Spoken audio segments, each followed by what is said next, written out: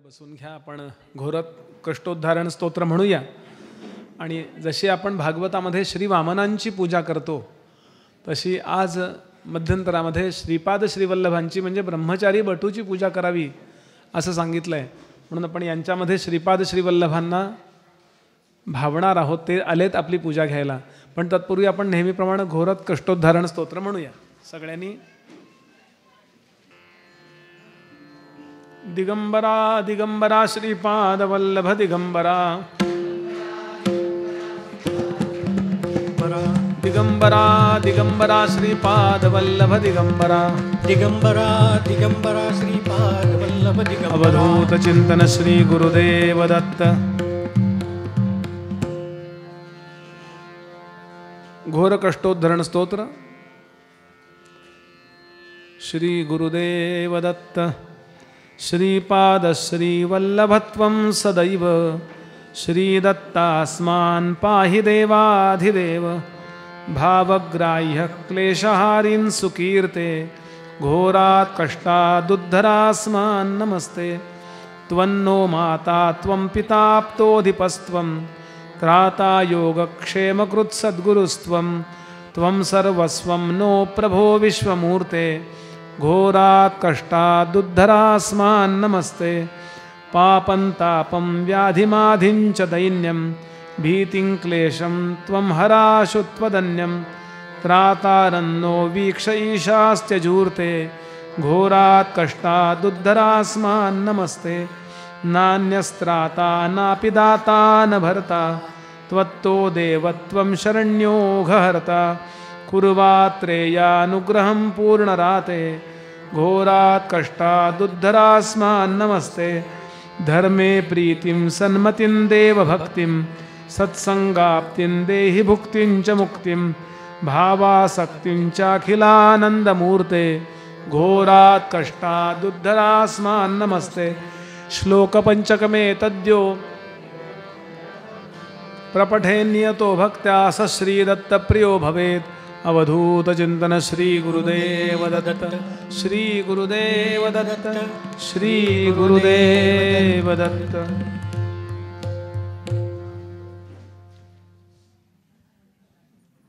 Hello hello. चंदनस्य महापुण्यं पवित्रं पापनाशनम् आपदा हरते नित्यं लक्ष्मीवरधस्व संपदा. ललाटे मंगलतिलकं धृत्वा. भांड्यात पाणी आचमन करा. आचम्य केशवाय नमः. नारायणाय नमः. माधवाय नमः. गोविंदाय नमः. पुनराचम्य केशवाय नमः. परत एकदा. नारायणाय नमः. माधवाय नमः. गोविंदाय नमः. विष्णवे नमः. मधुसूदनाय नमः. त्रिविक्रमाय नमः. वामनाय नमः. श्रीधराय नमः. ऋषिकेशाय नमः. पद्मनाभाय नमः. दामोदराय नमः. संकर्षणाय नमः. वासुदेवाय नमः. प्रद्युम्नाय नमः. अनिरुद्धाय नमः. पुरुषोत्तमाय नमः. अधोक्षजाय नमः. नारसिंहाय नमः. अच्युताय नमः. जनार्दनाय नमः. उपेन्द्राय नमः. हरये नमः. श्रीकृष्णाय नमः. यो देव सवितास्माकं धियो धर्मादिगोचरे प्रेरेत तस्सदर्वर्गसर्वरेण्यमुपास्महे. हातामध्ये अक्षर. गणपतीचं दत्तात्रेयांचं श्रीपाद वल्लभांचं स्मरण करावं. श्रीमन्महागणपतये नमः. इष्टदेवताभ्यो नमः. कुलदेवताभ्यो नमः. ग्रामदेवताभ्यो नमः. स्थानदेवताभ्यो नमः. श्रीपादवल्लभ श्री नृसिंह सरस्वती गुरुदत्तात्रेयाय सांगाय सपरिवाराय नमः. सद्गुरुचरणारविन्दाभ्यां नमः. सर्वेभ्यो देवेभ्यो नमो नमः. सर्वेभ्यो ब्राह्मणेभ्यो नमो नमः. अभिघ्नमस्तु. विनायकं गुरुं भानुं ब्रह्मविष्णुमहेश्वरान् सरस्वतीं प्रणौम्यादौ सर्वकार्यार्थसिद्धये. तिथिर्विष्णुतरावारो नक्षत्रं विष्णुरेव च. योगस्य करणं विष्णुं सर्वं विष्णुमेन जगद. अद्य पूर्वोच्चारितवर्तमाने एवं गुणविशेषण विशिष्टायां शुभपुण्यतिथौ. आपण म्हणा मम आत्मनः श्रुतिस्मृती पुराणोक्त फलप्राप्त्यर्थं श्री परमेश्वर प्रीत्यर्थं शांडिल्य गोत्रोत्पन्न अहं म्हणायचं. अस्माकं सकल कुटुंबानां सपरिवाराणां क्षेम स्थैर्य आयुः आरोग्य ऐश्वर्य प्राप्त्यर्थं श्रीपादवल्लभ श्री नृसिंह सरस्वती गुरुदत्तात्रेय देवता कृपाप्रसाद सिद्ध्यर्थम अद्य श्रीपाद श्रीवल्लभ स्वरूपी वामनदेवता प्रीत्यर्थम यथाशक्ति यथामिलित सामग्र्याम अक्षतानी पडीवर पाणी सरळ तांबडात चढून द्या. पडीवर पाणी सोडा त्याच्यावर. पूजनं करिष्ये आदौ महागणपती स्मरणं कलशादी कलश आराधनंच करिष्ये. गणपतीचं दोघांनी स्मरण करावं. वक्रतुंड महाकाय सूर्यकोटी समप्रभ निर्विघ्नं कुरु मे देव सर्वकार्येषु सर्वदा. महागणपतये नमः. ध्यायामि. इथे कलशाला वा. गंगे च यमुने चैव गोदावरी सरस्वती नर्मदे सिंधु कावेरी जलेस्मिन् सन्निधिं कुरु. वरुणाय नमः. गंगादी सर्वतीर्थान आवाह्य. आतमध्ये टाका. आता त्यातलं पाणी हातामध्ये घेऊन सगळीकडे शिंपडा. पडे निघा. अपवित्र पवित्रो वा सर्वावस्था अंगतोपि वा यस्मरेत पुंडरीकाक्षम सभायाभ्यंतर शुचिः. ही अक्षत त्यांच्या उजव्या मांडीशी ठेवायची. इथे कृते जनार्दनो देवस्त्रेतायां रघुनंदनः द्वापारे रामकृष्णो च कलो श्रीपादवल्लभः. गुरुर्ब्रह्मा गुरुर्विष्णुः गुरुर्देवो महेश्वरः गुरुस्साक्षात् परब्रह्म तस्मै श्री गुरवे नमः. श्रीपादवल्लभस्वरूपी भगवान् वामनाय नमः. ध्यायामि. आसनं समर्पयामि. आगच्छ देवदेवेशो तेजराशे जगत्पदे क्रियमाणां मया पूजा ग्रहाण परमेश्वर.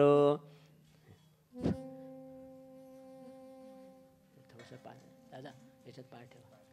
हां दोन्ही पायावर पाणी घाला. थोडं पुढे सरका जरा. हां बस. वहिनी तुम्ही पाणी घाला. वहिनी तुम्ही पाणी घाला. वहिनी हां ठीक आहे. तुम्ही पाणी घाला आणि तुम्ही सोडा. चरणं पवित्रं विदतं पुराणं येन पूतस्तरति दुष्कृतानि तेन पवित्रेण शुद्धेन पूताः अतिपाप्मानमरातिन्दरेम. ओला हात सगळीकडे लावा. माझे मागचे प्रश्न हे.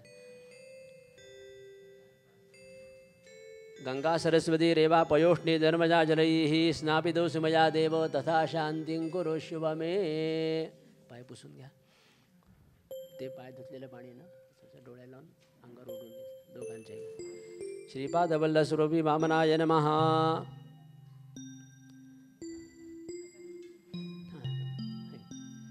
वहिनी दोन्ही पायावर स्वस्तिक काढा.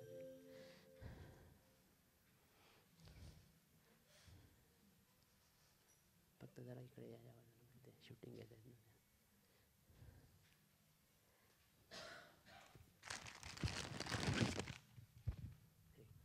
श्रीपादवल्लभस्वरूपी वामनाय नमः. इदम अर्घ्यम. त्यांच्या हातावर द्या. उजव्या हातावर आणि थेंब एक पडीवर पाणी घाला. इदम अर्घ्यम.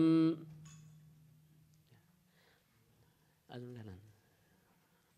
ते हे पाणी ह्याच्यात सोडून द्या. ह्याच्यामध्ये सावकाश. चांगलं पाणी परत दोनदा.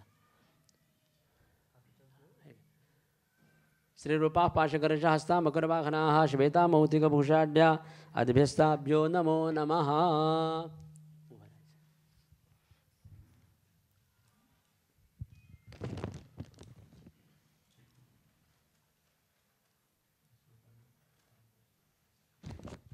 स्थितं सूक्ष्मं सुखस्पर्शम् ईशानादे प्रेम सुधा वासो हि सर्वदेवत्यं देहालंकरणं परम. गंध लावायचा. तुम्ही थोडंसं पुढे या. वहिनी तुम्ही यांच्या बाजूला या बाजूला तुम्ही पुढे या. म्हणजे मग श्रीखंडं चंदनं दिव्यं गंडान्नं समनोहरं विलेपनं सुरश्रेष्ठो चंदनं प्रतिगृह्यताम्. अक्षता त्याच्यावर चिकटवा. श्रीपादवल्लभस्वरूपी भगवान् वामनाय नमः.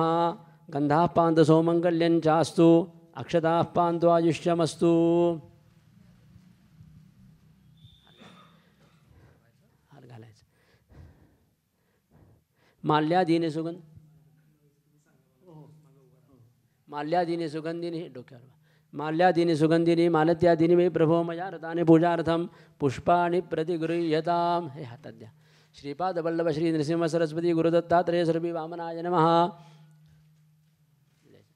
पुष्पं समर्पयामि. धूपं दीपं परिकल्पयामि. नैवेद्यार्थे त्यांच्या हातात द्या. नैवेद्यार्थे उपहार नैवेद्यं समर्पयामि.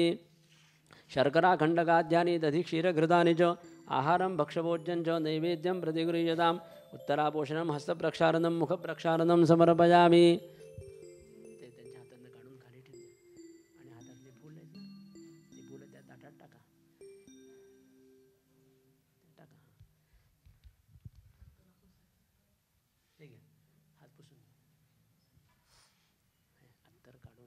दोन्ही हाताला लावा.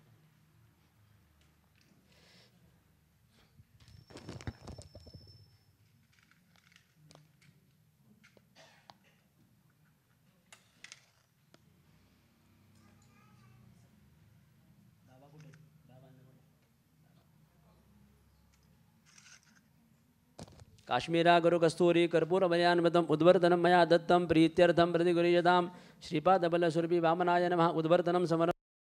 मुखवासार्थे भूपिप्रताम्बूलं हे त्यांच्या हातात द्या. सुवर्णपुष्पार्थे निष्क्रिय द्रव्यं सुवर्णपुष्प दक्षिणां समर्पयामि. फलेंदभरितं सर्वं त्रैलोक्यं सचराचरं. बाबा थांबा इथे. फलेंदभरितं ते घेतलेलं खाली ठेवून द्या. वहिनी त्यांच्या हातातनं खाली. फलेंदभरितं सर्वं त्रैलोक्यं सचराचरं तस्मात् फलप्रदानेन सफलास्य मनोरथाः. खाली ठेवून द्या त्यांच्या हातातनं घेऊन. हातात द्यायचं आणि हातातनं घेऊन खाली ठेवायचं.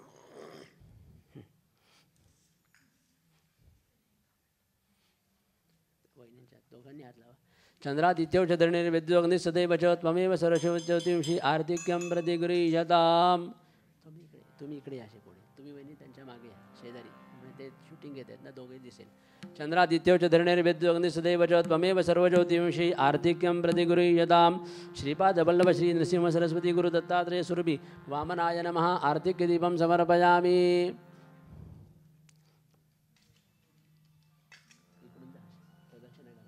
यानि कानि च पापानि जन्मान्तरकृतानि च तानि तानि विनश्यन्ति प्रदक्षिण पदे पदे. डोकं टेकून नमस्कार करा. नमः सर्वहितार्थाय जगदाधारेतवे साष्टांगोजं प्रणामस्ते प्रयत्नेन मया कृता. बाबा या. अभ्रश्याम शुभ्रयज्ञोपवीति सत्कोपेन पीतकृष्णाजिन श्रीः छत्रीदण्डी पुण्डरीकाय दाक्षः पायाद्देवो वामनो ब्रह्मचारी. गुरुर्ब्रह्मा गुरुर्विष्णुः गुरुर्देवो महेश्वरः गुरुः साक्षात् परब्रह्म तस्मै श्री गुरवे नमः. नमोऽस्मरन्ताय सहस्रमूर्तये सहस्रपादाक्षिशिरोर्बाहवे सहस्रनाम्ने पुरुषाय शाश्वते सहस्रकोटियुगधारिणे नमः. प्रार्थनापूर्वक नमस्करोमि. आपण दोघांनी प्रार्थना करा. आमच्याकडनं पूजा आपण स्वीकारली. काही कमी जास्त राहिला असेल तर आपण क्षमा करावी. आवाहनं न जानामि तवार्चनं पूजाञ्चैव न जानामि क्षमस्व परमेश्वर. मंत्रहीनं क्रियाहीनं भक्तिहीनं सुरेश्वर. यत्पूजितं मया देव परिपूर्णं तदस्तु मे. यस्य स्मृत्या जनामुक्त्या तव पूजा क्रियादिषु न्यूनं समूढता याति सद्यो वन्दे तमच्युतं. अनेन यथाशक्ति पूजन श्रीपादवल्लभश्री वामन प्रीयतां गुरुदत्तात्रेय प्रीयतां न मम.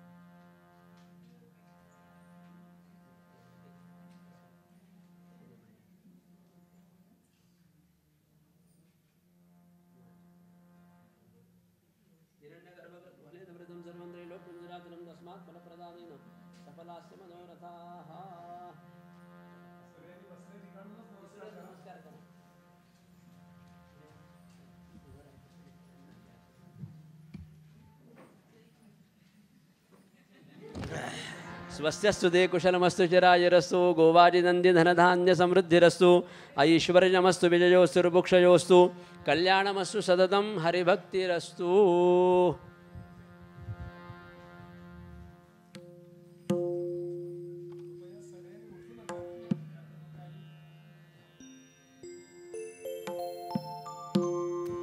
हॅलो.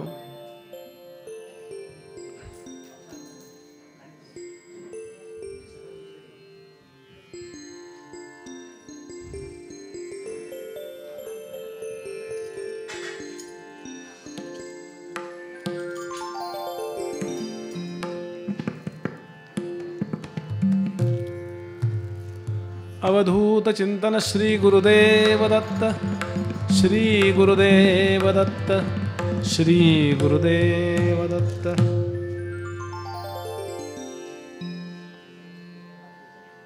भगवती श्री भीमा आणि अमरजा यांच्या संगमावरती श्री सिद्धमुनी बसलेत आणि ते नामधारकाला श्री गुरूंचं चरित्र सांगतायत. त्यामध्ये श्रीपाद श्रीवल्लभांचा अवतार झाला.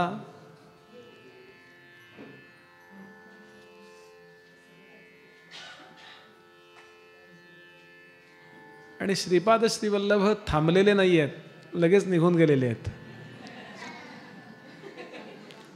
पण ते कसे गेले याची कथा थोडक्यात बघूया.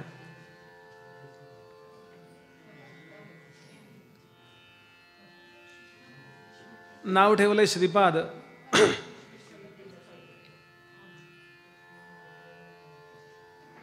ज्यांच्या चरणाजवळ लक्ष्मी आहे ते श्रीपाद, ज्यांच्या पायातच श्री आहे ते श्रीपाद. मौंजी बंधन होईपर्यंत प्रभू पिठापुरी राहिलेत.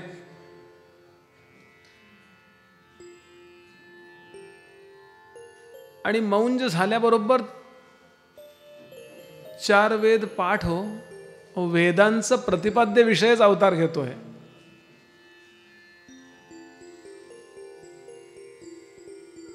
आता आई वडिलांना असं वाटत असतं की माझ्या मुलाचं लग्न झालं पाहिजे. सगळ्यांनाच वाटत असतं, सामान्यच आहे ते.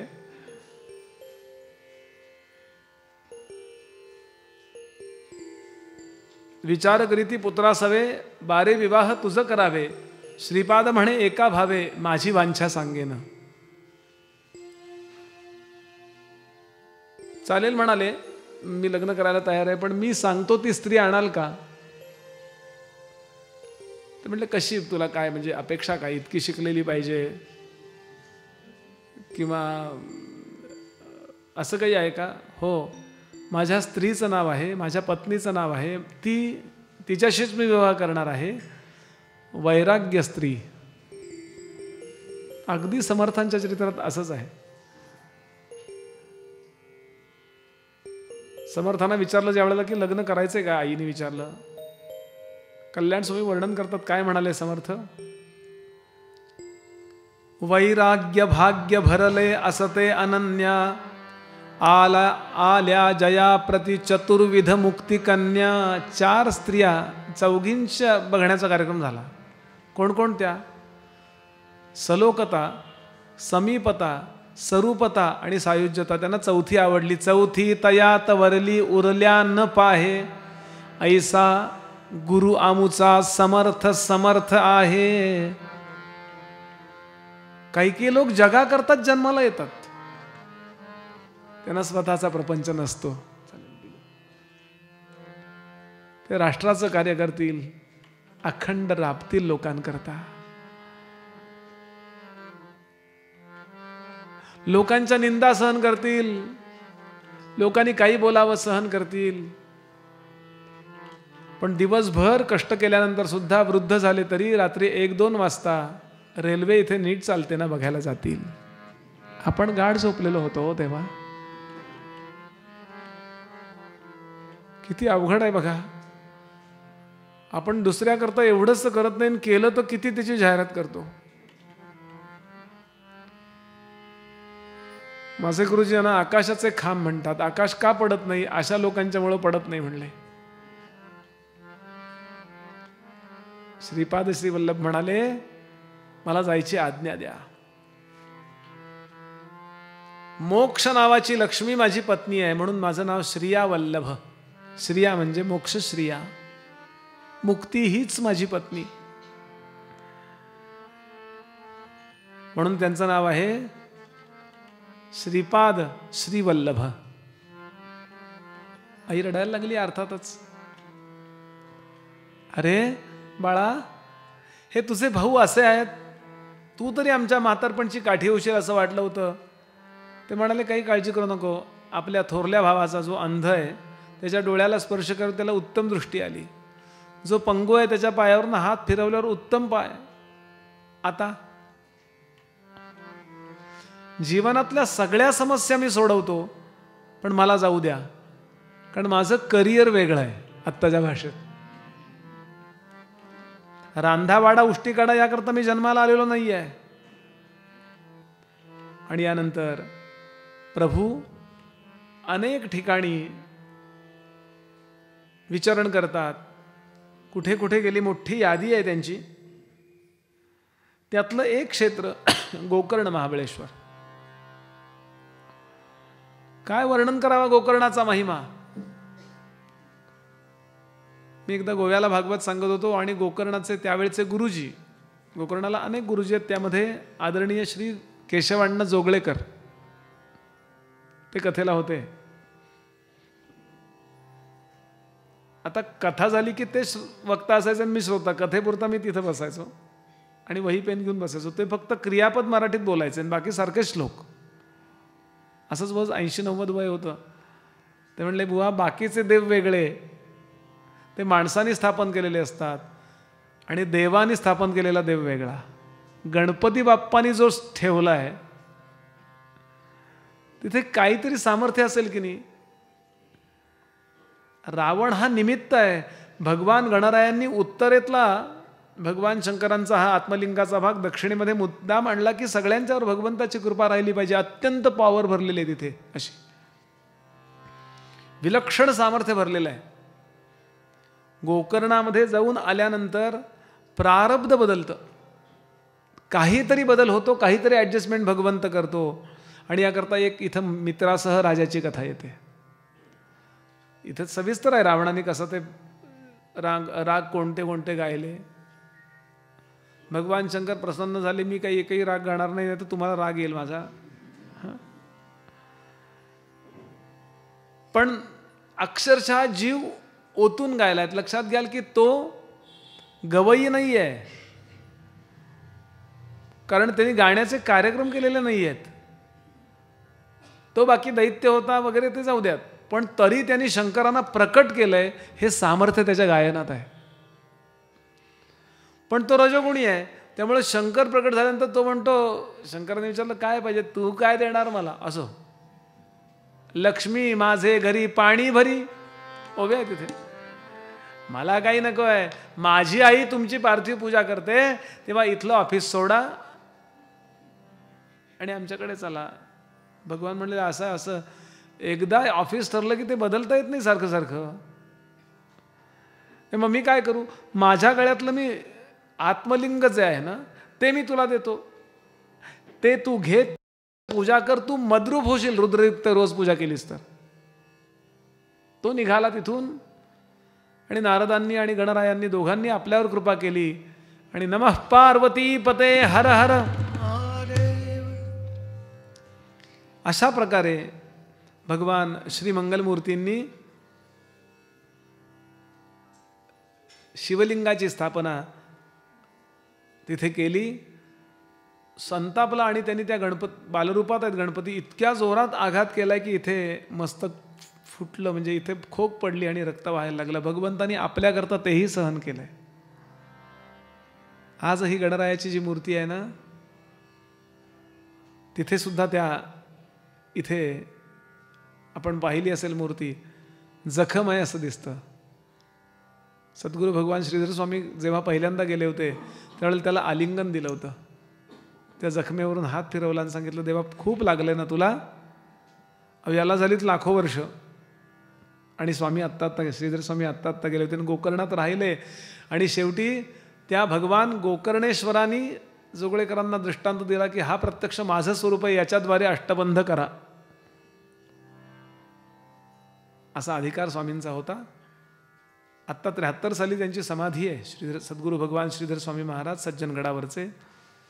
मला आकर्षण त्यांचं आहे कारण मी त्या श्रीधर कुटीत 9 वर्ष राहिलो आहे गडावरती, जिथेच स्वामींनी साधन केलं. मला हा मुद्दा याकरता सांगायचा की आत्ता होऊन गेलेले संत आणि त्यांनी विलक्षण सामर्थ्य आणि मुद्दाम गोकर्णात राहतात, त्या अर्थी काहीतरी तर असेल ना. आणि म्हणून 7वा अध्याय येतो तो यांनी प्रश्नच विचारलाय की स्वतः श्रीपाद श्रीवल्लभ भगवंत आहेत, मग ते कशाला तीर्थक्षेत्री यावं. तीर्थी कुर्वंती तीर्थानी. जोपर्यंत आळंदीमध्ये ज्ञानोबा पाऊल ठेवत नव्हते हे तोपर्यंत आळंदी जगाला माहीत नव्हती. पण ते आल्याबरोबर अलंकापुरी पुण्यभूमी पवित्र, जिथे नांदतो ज्ञान राजा सुपात्र. तया जायला जमलं तर जमलं, ठीक आहे, नाही आठवा नुसतं. तया आठवीता महापुण्य राशी, नमस्कार माझा सद्गुरु ज्ञानेश्वरांसी. पुंडलीक वरदा श्री ज्ञानदेव पंढरीनाथ माऊली ज्ञानेश्वर महाराज की. गीतेवरचं सर्वात चांगलं भाष्य त्यांचं आहे, त्यामुळे त्यांचा जय जयकार झालाच पाहिजे. आज माझे गुरुजी सांगायचे त्यांची अलंकापुरी आणि आमची म्हणले लंकापुरी. म्हणजे सामान्याची सांगण्याचा भाव असा की असं ते गोकर्ण इथे का गेले याचं कारण, तिथे सुद्धा अनेक साधू असे येतात की त्यांच्या मोक्षाकरता श्रीगुरूंची आवश्यकता असते.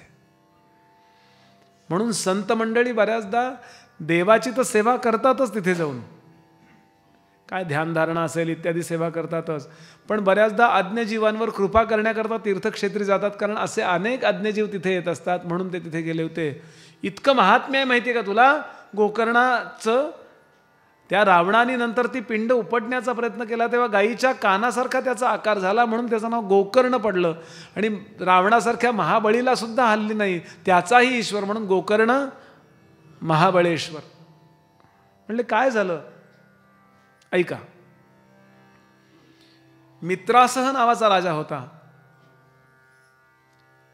आणि त्याची पत्नी मदयंती. हे छान राहत आहेत, पण राजाचं कर्तव्य आहे की शिकारीला जाणं, म्हणून तो एकदा शिकारीला गेला. कर्तव्य आहे. पूर्वयुगांतरी इक्ष्वाकू वंशी मित्रसह राजा परियसी प्रतापवंत क्षत्रिय वंशीत सर्व धर्मरत देखा. राजा एके दिवशी विनोदे निघाला, पारधीसी प्रवेश झाला, अरण्यासी वास सिंह शार्दूला. राजाचं कर्तव्य आहे. शिकारीला का जायचंय, त्यांना हाणा धरा मारा ठोका बाण तलवारी हे वापरायचं, ते रक्त दिसतंय याची सवय राहिली पाहिजे, नाही तर देवगिरीसारखं होतं. तिथे आमच्या सारख्या ते वरण तूप भातातल्या जय जय रघुवीर समर्थ वाल्याला पाठवलं तर आम्ही तिथं वारामध्ये ते म्हणले ढेकून सुद्धा टाका, मारवत नाही. सत्वगुण विकसित झाला की तो नाहीच चालत तिथे, तो रजगुण लागतो, तो तमयुक्त गुण आणि तो सत्वगुण प्रधान असं सगळं लागतं.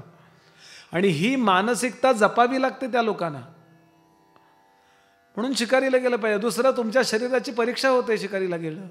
अहो शिकारीला काय गडावर आले तरी परीक्षा होते, त्या पायऱ्या चढताना हासपास फुसफुस होतं अगदी.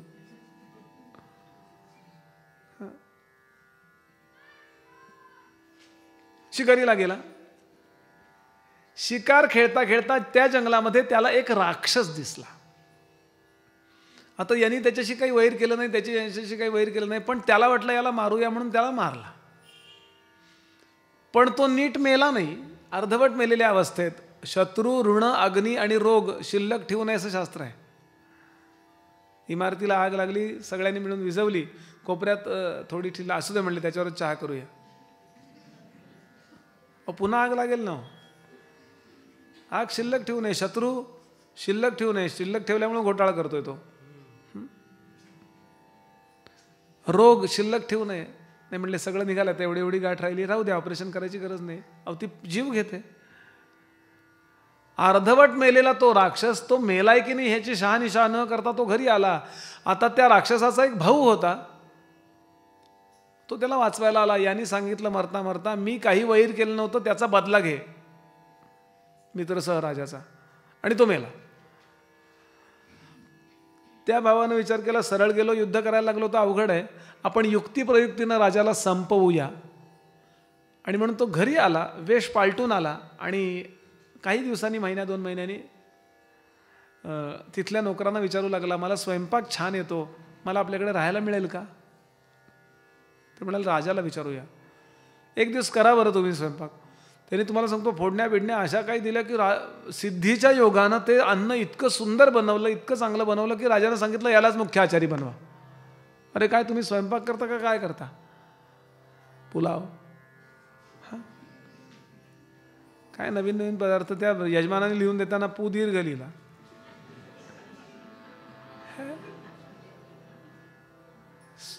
स्वयंपाक जिथे आयुर्वेदात वर्णन आहे, ज्या घरात स्वयंपाक नीट होत नाही ना ते लोक नरकात जगतात. नरक सांगितलंय. गार काय खातात, आता थंड करतात, अजून गार नाही. म्हणून चांगला स्वयंपाक करायला लागला. होता होता होता होता एक दिवस राजाच्या वडिलांची श्राद्ध तिथी आली आणि त्या दिवशी सांगितलेला मेनू न करता यानं, जशी आपण वांग्याची भाजी करतो तसं त्याने नॉनव्हेज शिजवलं. पलपैतृकम वर्ज सांगितलंय मांसाचं हे त्या दिवशी. आणि वसिष्ठांना ते वाढण्यात आलं. वसिष्ठांनी पाहिल्याबरोबर वसिष्ठ उभे राहिले, हातात पाणी घेतलं आणि शाप दिला, अरे श्राद्धा दिवशी ब्राह्मणांना मांस वाढतोस, जा ब्रह्मराक्षस होशील. रागावले.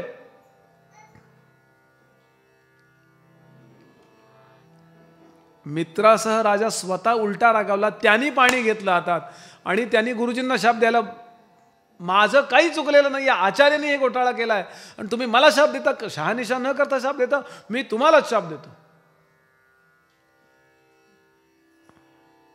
इतक्यात पत्नीनं सांगितलं, अहो पत्नी त्याला म्हणतात जी आपल्या पतीला आहे त्यापेक्षा खाली घसरण्यामधून सावरते. पतनात त्रायते सा पत्नी. बरं, धर्माच्या दृष्टीनं तो खाली उतरता कामा नये, ही काळजी पत्नीची. पत्नी आणि पती याची निरुक्ता आहेत लक्षात घ्यायला. असं का म्हणायचं त्याला, पतीच का शब्द, हजबंड का नाही? निरुक्ता आहे त्याचा धातू काय, पाती इति पती, रक्षण करतो तो पती, आणि पतनात त्रायते सा पत्नी. म्हणून युक्ती प्रयुक्तीनं पत्नीला सांभाळावं म्हणून ती मदयंती नावाची पत्नी सांगते महाराज. मदयंती सतीचे वचन. पतीसी म्हणे ती नारी, गुरुसी शापिता दोष भारी, वंदुनी त्याचे चरण धरी, तेणे तरशील भवसागर. महाराज चूक आहे का बरोबर आहे इकडे बघत बसू नका, पटकन सद्गुरूंची पावलं धरा. त्यांना शाप देणं तो केवढा उर्मटपणा ठरेल. माझा ऐका, तुम्हाला तरण्याचा एकमेव उपाय, पावलं धरा. आता यांनी हातात पाणी घेतलं होतं, त्यामध्ये मंतरलं होतं, आता सोडणार कुठे, म्हणून यानं आपल्या पायावरच ते पाणी सोडलं आणि त्याचे पाय काळे ठिक्कर पडले, म्हणून त्याचं नाव पडलं कल्मषपाद, काळे कुट्ट झालेले पाय ज्याचे आहेत असा. आणि पटकन क्षमा करा म्हणाला, महाराज मी रागाच्या भरात, पण असं झालं, मला काही माहिती नाही कोण आचार्य आहे. ते म्हणाले, राजा जबाबदारी कोणाची आहे, जबाबदारी कोणाची आहे, तुझीच आहे ना. ठीक आहे, तू क्षमा मागितली, पत्नीच्या निमित्तानं का होईना तू क्षमा मागितली आहेस, मी तुला उशाप देतो, कायमचा ब्रह्मराक्षस होणार नाहीस. 12 वर्ष, कारण सगळ्याच्या सगळं नाही परत घेता येणार, काहीतरी तुला त्याची मध्य काढावा लागेल. 12 वर्ष तू तिकडे राहशील आणि 12 वर्षानंतर परत येशील आणि तुझा प्रपंच पुन्हा चालू होईल. जा. एका क्षणात त्याचं अकराळ विक्राळ रूप, तो वनात जंगलात निघून गेला, गावात राहिला नाही. आता तिथे जे प्राणी मिळतात ते खातो. ब्रह्मराक्षस एकदा झाला की त्या विचित्र अवस्था होते. साधी भूक नाही, महाभूक, साधी तहान नाही, साध्या वासना नाहीत, भयंकर अशा वासना. आता तो त्या जंगलात एका झाडावर बसला, त्याच वेळेला एक ब्राह्मण स्त्री आणि एक ब्राह्मण तिचा पती, असे दोघं जण चालले आहेत.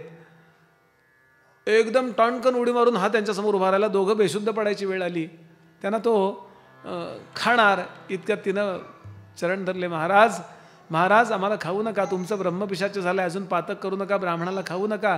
मला जर मुलगा झाला तर त्याचं नाव मी तुमचं नाव मी त्याला ठेवेन.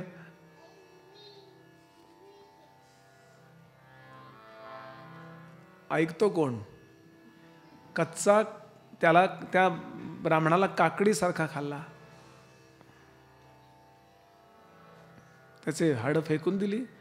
तिनं अस्थी जमवल्या, त्याला अग्नी दिला आणि त्या अग्नीमध्ये प्रवेश करता करता शाप दिला, मला पतिसुखापासून तू वंचित केलंयस, इथून पुढं मी तुला सांगते, तू पत्नीजवळ कामभावनेनं जर कधी गेलास तर त्या क्षणाला मरून जाशील, जा. आणि देहत्याग केला. म्हणून कबीर म्हणाले, निर्बल को न सताइये जाकी मोठी हाय. काही करू शकत नव्हती म्हणून तिला त्रास दिला. अरे निर्बल को ना सताइये जाकी मोठी हाय, बिना जीभ की श्वास से लोहा भस्म हो जाए.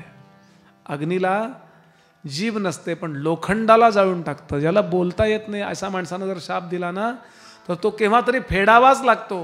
म्हणून अत्यंत सावध राहावं. अगतिकांचे शाप कधी घेऊ नका. अगतिक लोक काही बोलत नाहीत त्यावेळेला. गोंदवलेकर महाराजांकडे एक सातारचे गृहस्थ आले होते, त्यांचं आडनाव फक्त सांगत नाही मी इथे, आणि सांगितलं महाराज आमच्या प्रत्येक पिढीमध्ये एक समस्या आहे, कुणीतरी वेडा आहे, बिद्रा आहे, अमका आहे, तमका आहे, हँडिक आहे, प्रत्येक पिढीत. महाराजांनी क्षणभर डोळे मिटले आणि सांगितलं तुम्ही श्रीमंत होतात, तिथे तुम्ही तुमच्या पूर्वजांनी आलेल्या एका भिकाऱ्याला लोणी म्हणून अगदी लोण्यासारखा असा गोल असणारा चुना खायला दिला होता. खूप कडकडून भुकेला 8 दिवसाचा, त्यानं पटकन तोंडात टाकला आणि गिळला, आणि मग त्याच्या लक्षात आलं चुना आहे. तो गडाबडा लोळायला लागला. आता जेवढं पाणी प्यावं तेवढा तो उकळायला लागला. भिकारी होता तो बिचारा. गोंदवलेकर महाराज म्हणाले तो मेला का जगला तिकडे तुम्ही जाऊ नका, पण त्यानं दिलेले शाप. तो बोलू शकत नव्हता कारण तुम्ही फार श्रीमंत होतात. बिचारा तुमच्या नोकरांचे फटके खाऊन निघून गेला, पण म्हणून तुमच्या प्रत्येक पिढीमध्ये प्रॉब्लेम आहे. मी यातनं बाहेर नाही काढू शकत तुम्हाला, पण याचं दाह कमी होण्याकरता तुम्ही नाम घ्या. म्हणून सत्तेवर असतो काही वेळा असं असतं, आणि आगतिक लोक काही बोलू शकत नाहीत, निघून जातात. असा शाप झाला त्या स्त्रीचा. आणि हा राजा परत आला, आणि परत आल्यानंतर ब्रह्मपिशाच्या अवस्था गेली, नॉर्मल राजाच्या रूपात आहे. पण पहिल्याच दिवशी त्यानं मदयंतीला सांगितलं माझ्याजवळ पत्नी म्हणून जवळ येऊ नको, नाही तर तू विधवा होशील. थोडे दिवस राज्यकारभार चालवला, राज्यकारभारात लक्ष लागेना, आणि त्यांनी विचार केला काय करूया, पाप नाशा करता तीर्थक्षेत्री जाऊया. आणि म्हणून तो निघाला. खूप तीर्थक्षेत्र फिरला, ठिकठिकाणी दान धर्म करतो, अन्नदान करतो. अन्नदान, तीर्थयात्रा या काही गोष्टी आपल्याला निष्पाप करतात बरं का. म्हणून आपल्याकडे अन्नदानाचा फार आग्रह आहे. भरभरून अन्नदान करा, नेहमी अन्नदान करा, आयुष्यभर अन्नदान करा. कारण अन्नदान ताबडतोब बरं एकाच खात्यावर जात नाही. ते खूप लोकांना अन्नदान केलं की थोडं थोडं थोडं थोडं येतं आपल्याकडे पुण्य, आणि आपलं थोडं थोडं, त्यामुळे ते सहन करून जप करून ते नाहीसं करता येतं. असं अन्नदानाचं वैशिष्ट्य आहे. सगळे संत अन्नदान आणि नामस्मरणाच्या आग्रही आहेत बघा, सगळे संत. आणि हा अन्नदान करतो, गावोगावी जातो. असा फिरत फिरत गोकर्णाला आला. आणि काय भाग्य त्या मित्रसह राजाचं, कल्मषपाद राजाचं. त्याला ऋषी गौतम दिसले, आणि असे सज्जनांच्या ऋषींच्या मेळ्यात बसले होते. केवढा अधिकार गौतमांचा. अहो आपल्याकडे महाराष्ट्रातली गोदावरी आली आहे ना, ती गौतमांच्या मुळे आली आहे, म्हणून तिला गौतमी गंगा म्हणतात. न्याय नावाचं जे शास्त्र आहे ना, ज्यावरती सगळं पुढचे अवलंबून आहेत. माझे गुरुजी सांगतात तुम्ही एकदम गीतेला हात घालता, म्हणजे गीता म्हणजे डायलॉग आहेत. आधी न्याय वाचा म्हणजे तुम्हाला गीता कळेल. तर्कशास्त्र, न्यायशास्त्राचा ज्याचा अभ्यास आहे ना, त्याला गीता एक वेगळाच दृष्टिकोन देते. नुसतं वरवर तरंगणं वेगळं असतं, पण सखोल असेल तर आधी न्यायशास्त्र वाचा. तो आपल्याला गौतमांनी दिलेला अधिकार आहे. गौतमांचं काय थिंकिंग, चिंतन असेल विचार करा. 2 न्याय आहेत, एक गौतमांनी सांगितलेला आणि कणाद यांनी सांगितलेला, तोही वैशेषिक न्याय आहे. या गौतमांच्याकडे पाहिलं, चरणावर मस्तक ठेवलं, खूप रडला. त्यांनी विचारलं काय झालंय. ते म्हणाले असं आहे, आणि म्हणून मला खूप पाप झालंय, आणि मला त्या ब्राह्मण स्त्री आणि ब्राह्मण पुरुषाचे शाप लागलेत, मला अपत्य होणार नाही आहे, आणि वगैरे. क्षणभर डोळे मिटले आणि सांगितलं जे पाप कुठंही जात नाही ते गोकर्णाला गेल्यावर जातं. तू एकदा गोकर्णाला जा. तो म्हणाला महाराज तुम्ही सांगताय म्हणून जाऊ का खरंच काही कथा आहे तिथे. दोन्ही मला चालेल, तुम्ही सांगताय म्हणून सो जाईन मी. ते म्हणाले अजिबात नाही.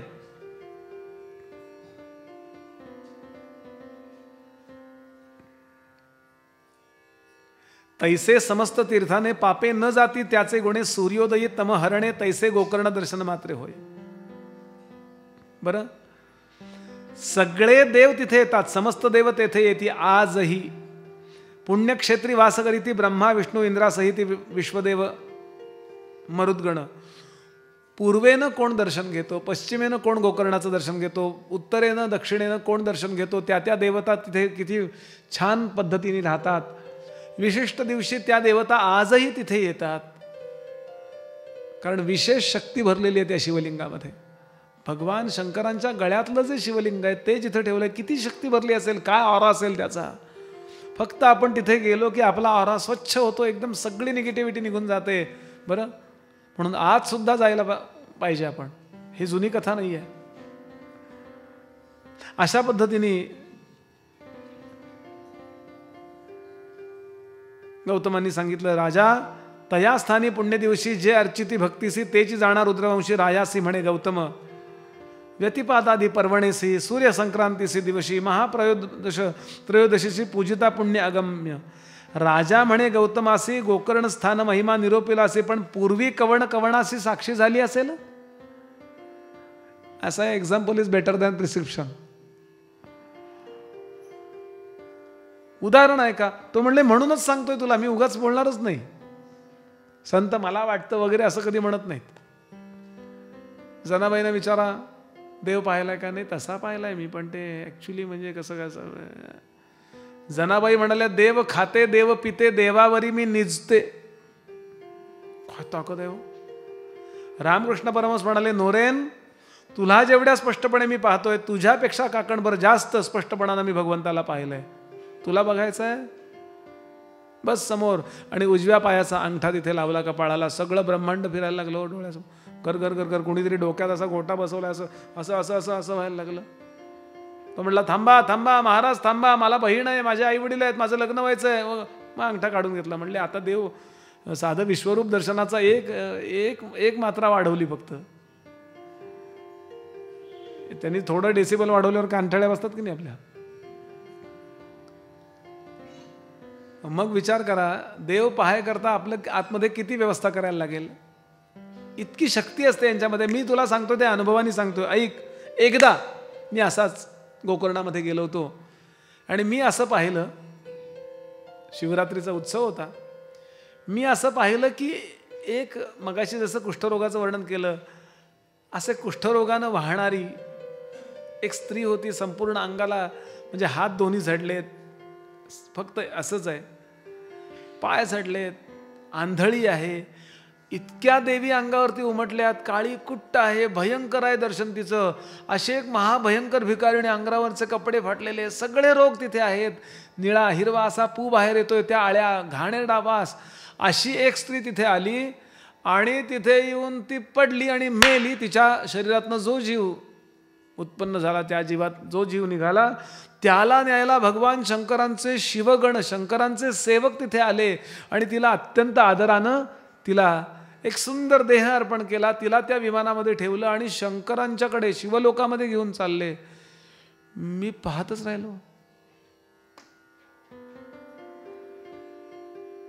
शुष्कमुखी निराहारी कष्ट सर्वांग कुष्ठ सर्वांग्य शरीरी कृमी पडले असते अघोरी पूय शोणित दुर्गंध विधवा आपण केशवपनी दिसे जैसी मुख मरणी क्षणक्षणा पडे धरणी प्राणत्यागू करी पाहे प्राण त्यजिता तये वेळी विमान उतरले तत्काळी शिवदूत आतुरबळी त्रिशूळ खटवांग धरून हाती.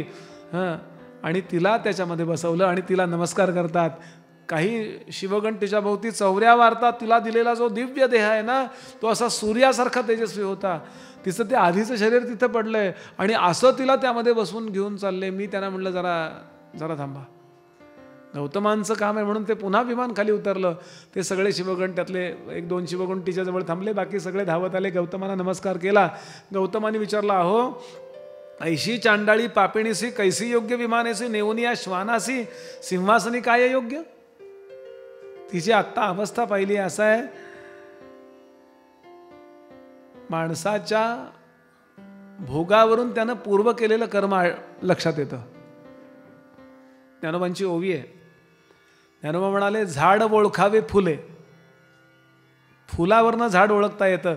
काही वेळा फुलं कळत नाहीत ना, तर झाडं कळत नाहीत. मी एकदा एका गावाला गेलो होतो, झाड मला कळेच नाही कुठलं आहे. तर तिथले जे झाड वृक्षतज्ञ होते त्यांना विचारलं, ते म्हणले मला पण माहीत नाही बुवा, मी खूप दिवस आलो, त्याला फूल येऊ द्या मग सांगतो. फूल आलं की झाड कळतं. झाडं ओळखावे फुले, मनुष्य ओळखावा बोले. बोलण्यावरनं माणूस ओळखावा. हा गोव्याचा आहे का, हा कर्नाटकातला आहे, भात टाकली, हे कानडी आहे. बुवा तुम्ही कुठलले, विदर्भ मराठवाडा, कुठल ल लावतात ते. बुवा तुम्ही कुठलले, म्हणलं जिथलले तुम्ही तिथलले आम्ही. गोव्याकडची माणसं बुवा मरे, मरेच म्हणतात ते प्रत्येकाला. ये मरे, बस मरे, खा मरे, जा मरे. आपण अरे म्हणतो, ते मरे म्हणतात. पहिल्यांदा मला कळायचंच नाही. म्हटले बुवा मरे, मग संध्याकाळी कीर्तन कोण करे?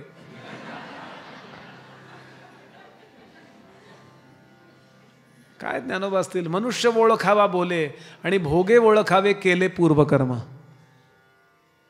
भोगावरून ओळखावं याचं पूर्वकर्म काय आहे हे म्हणतात. असं कसं तुम्ही केलं, याला कसं नेता? त्यातला एक शिवगण चरित्र सांगायला लागला. ऐका हिचं चरित्र. मित्रासह राजा ऐकतोय, गौतम सांगतायत, गौतम ऐकतायत तिकडे आणि शिवगण सांगतायत, आणि हे सिद्ध नामधारकांना सांगतायत, आणि हे मी तुम्हाला सांगतोय. तुम्ही कोणाला सांगायचं तुम्ही ठरवा. अत्यंत सच्छुद्ध सात्विक ब्राह्मण कुळामध्ये हिचा जन्म आहे. पूर्वी हिचे जन्मस्थान ब्राह्मण कुळी जाहली कन्या. सौमिनी नाम असे पूर्ण, सोमबिंबासारखे रूप. चंद्रबिंब असतं असं रूप होतं. अत्यंत सुंदर होती, खूप चांगली होती दिसायला. त्याचा परिणाम असा झाला की त्या सौंदर्याचा म्हणून कणभर अहंकार झाला तिला.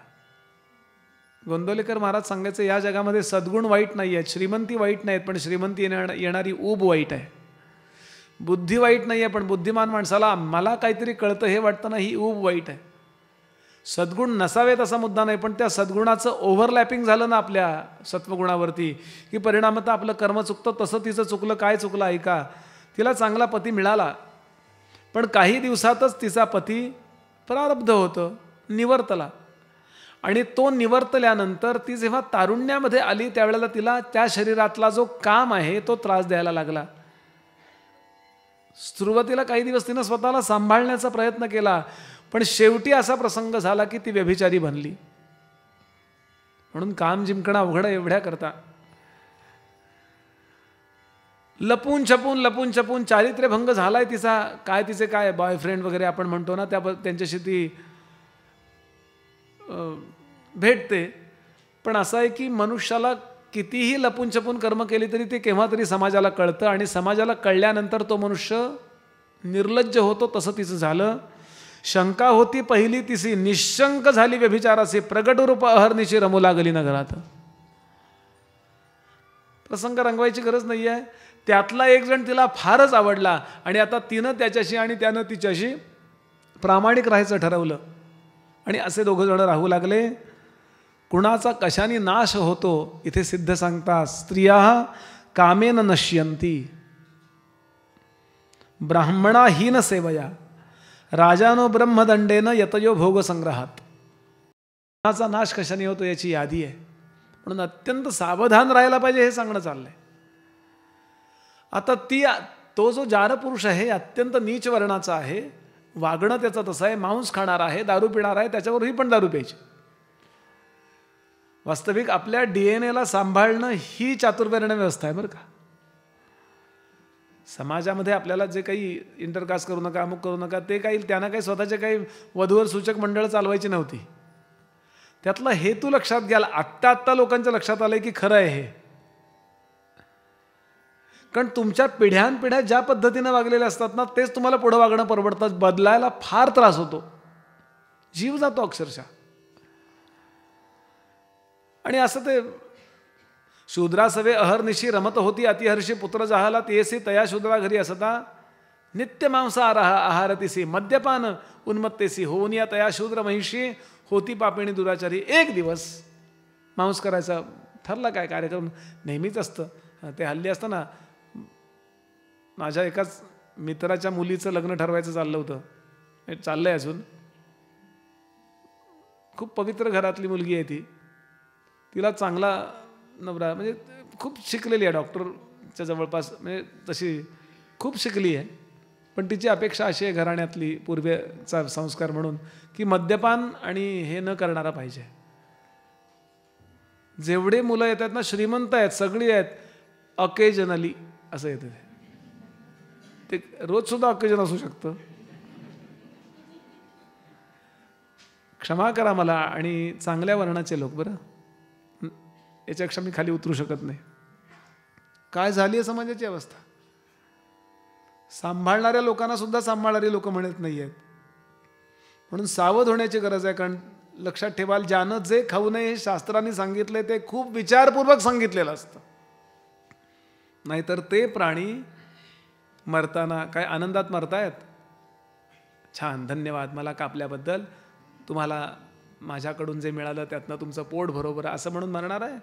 समर्थ म्हणाले, आपण असं चिमोटा घेतला, चिमटा तेणे कासावीस झाला, आपणावरून सकलाला राखीत जावे. म्हणून मरताना तुमचा निर्वंश होवो असं म्हणून ती मरत असतात प्राणी. लक्षात घ्याल, शास्त्र ज्यांना सांगतो तुम्ही खाल्लेलं चालेल, त्यांनी खाल्लेलं चालतं. क्षमा करा, माझी यातली कुठली दुकानं नाही आहेत, पण जे सांगणं कर्तव्य आहे ते सांगायलाच पाहिजे म्हणून मी सांगतोय. अशी ती खायला लागली. आणि एक दिवस असा प्रसंग घडला की ते एक मेंढा होता घरी, शेळी काय बोकड, तो कापून मस्तपैकी ते म्हणले असं करूया, बाकी कापूया आणि मस्तक नंतर ठेवूया, त्या मगजाचं उद्या चटणी बिटणी काय करतात कोणास ठाऊक ते, ते करूया म्हणून ते तिनं झाकून ठेवलं. आणि बाकी सगळा मेंढा काय जे असेल ते शिजवलं आणि भरपूर दोघांनी खाल्लं. आणि दुसऱ्या दिवशी सकाळी उठली, आता गाय पण होती घरी, धार काढूया. आता धार कधी देते तर वासरू आधी लावायला लागतं. मग त्या वासराकरता ती दूध द्यायला लागली की वासराला बाजूला करायचं ना आपण धार काढायची, असं ती पद्धत असते. वासरू शोधते, गेलं कुठं वासरू. काल त्या मद्यप्राशनाच्या मुळं इतकं तिला तो मेंढा आणि वासरू वेगळं दिसलेच नाही. तिनं मेंढा म्हणून वासरू मारलं होतं आणि शिंकाळ्यावरती ते मस्तक असं ठेवलं होतं. नवरा ओरडेल म्हणून पटकन तिनं ते आणलं, ते कुठेतरी दफन केलं, पुरून टाकलं आणि तो विषय कसा तरी संपवला.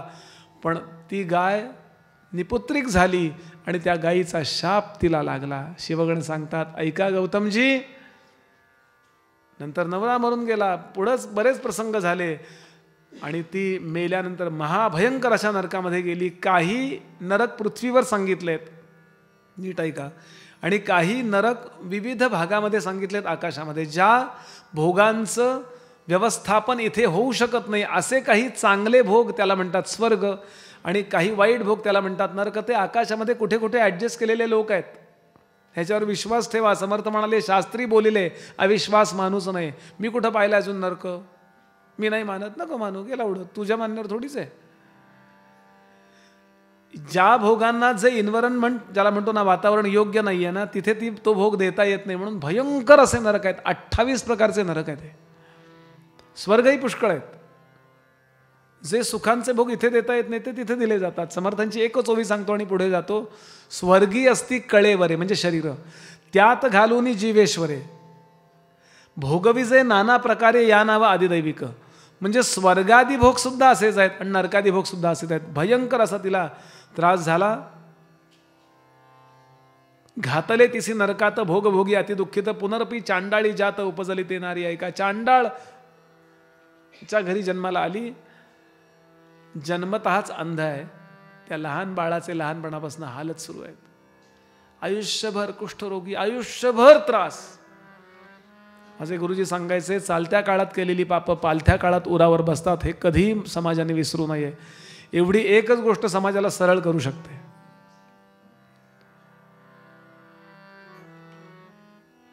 भीक मागून जेवतीये असं आयुष्यभर, आणि अतिवृद्ध झाली. आता कुष्ठ वाढला, रोगाचं अतिक्रमण वाढलं. ज्ञानोबांनी सांगितलं, रोग आपल्या शरीराचंच असतात. आपल्याकडनं काही चुकले की ते डोकं वर काढतात. कारण आपली पॉवर कमी होते, त्यावेळेला आपली शक्ती कमी होते, व्हायटॅलिटी कमी होते. आणि अशी ती अतिवृद्ध झाली आणि आयुष्यभर भीक मागत मागत काय 70-80 वर्ष सगळं जीवन तिचं गेलं. आणि एक दिवस कडकडून भूक लागली आहे, दिसत नाहीये, अंध, अमुक तमुक अशी ती निघाली रस्त्यानं. आणि तिला काय वाटलं म्हणून ती रस्त्यानं चालायला लागली. चालत चालत ती गोकर्ण महाबळेश्वराला आली. आता प्रसंग असा आहे, शिवरात्रीचे यात्रेसी येती लोक देशोदेशी, चतुर्वर्ण असम साहसे हर्ष येती परियसा. दंगा आहे, आरडाओरडा आहे, म्हणजे गर्दी आहे, मला काहीतरी मिळणार, अशा लोभानं ती त्या गर्दीमध्ये आली. लोक तिला म्हणतात, हे येणेपरी गोकर्णासी, चांडाळी पातळी सायासी, करावलंबे महाजनासी, भिक्षा मागे करुणावचन द्या हो, काही द्या हो, काही धर्म करा हो, कर्णाची आई, धर्माची आई, पांडवाची आई, अशा पदव्या वाटत सुटते. आणि प्रार्थना करते, सर्वांग कुष्ठरुजा गळत, वस्त्राविणे बाधे शीत. महाशिवरात्र असते ना तेव्हा थंडी असते बघा. आणि सगळ्या अर्थानं आपण अंदाज करा, सगळी वर्णन काही करण्याची गरज नाहीये. येणे परी मार्गात चांडाळी असे याचित, ते दिनी शिवरात्री व्रत असे व्रत, कोणी न घालते भिक्षा तिसे. कोणी भिक्षा घाले ना. अरे आज उपास आहे, भिक्षा कोण घालणार, आमच्याकडेच काही नाहीये, तुला काय देऊ. एकाने तर गमतीनं काय केलं, तो चालला होता बेलाची टोपली घेऊन, बेल फुलं पांढऱ्या रंगाची, इकडे म्हणे, आणि तिला ते बेल फुलं दिली. पूजे ती येसी सकळ जन, त्याते माग तसे आक्रंदोन, एक म्हणते हासोन उपवास आजी अन्न कैसे, हाती होती बिल्व मंजरी, ते घाली ती तिचे करी. हुंगोनिया येणे परी भक्षण वस्तू नव्हे, म्हणे कोपोनी टाके ते अवसरी. तिच्या हातात कोणीतरी भीक म्हणून फुलं, बेलाची पानं ही टाकली. आता तिनं असं केलं होतं, कल्पना करा. तिला वाटलं वा काहीतरी माऊ माऊ खायला आहे, तिनं असं असं केलं, वास घेतला, हे खायचा पदार्थ नाही आहे म्हणून दोन्ही हाताने भिरकावून दिली. त्यावेळेला नेमकी त्या गोकर्णामध्ये त्या झाडाखाली एक शिवपिंडी होती, तिनं ठेवलेली नव्हती. माझे गुरुजी सांगतात, शंकर ही देवता अशी आहे, लक्षात घ्याल, फुल मॅजिक नो लॉजिक. सगळ्या देवांच्यात, म्हणून शंकरांची भक्ती सगळे दैत्य करतात. कारण भोळा आहे होतो, तो कुणाला काही देतो. ते सांगतात, कोपोनी टाकीत ते अवसरी, जाऊन पडली लिंगावरी, रात्री असता अंधकारी, अलभ्य पूजा घडली दिसी. बरं खायला मिळालं नाही म्हणून उपोषण घडलं, भूक लागल्यामुळं झोप लागली नाही म्हणून जागरण घडलं. अहो ठरवून उपासना करून होत नाही, ती न ठरवता बऱ्याचदा होते. समर्थ म्हणाले, सहज घडे ते भगवाने मान्य कीजे. सहज. आणि ते म्हणतात, पुण्य इने केले इणे आजी, उपवास शिवतिथी काजी, बिल्वपत्र ईश्वरी पूजी घडले रात्री जागरण, त्या पुण्य करून हिचे पाप गेले शतजन्मीचे. काय गोकर्णाचं हे, कुठंतरी करणं वेगळं आणि तिथे करणं वेगळं. अहो बिस्लरीची बाटली बाहेर आपल्याला मिळते 15-20 रुपयाला मिळते, पण ताजमध्ये तिची 500 रुपये किंमत होते. तीच बाटली पाण्याची म्हणतोय मी. स्थान बदललं की किंमत बदलते, लक्षात घाल त्या वस्तूची.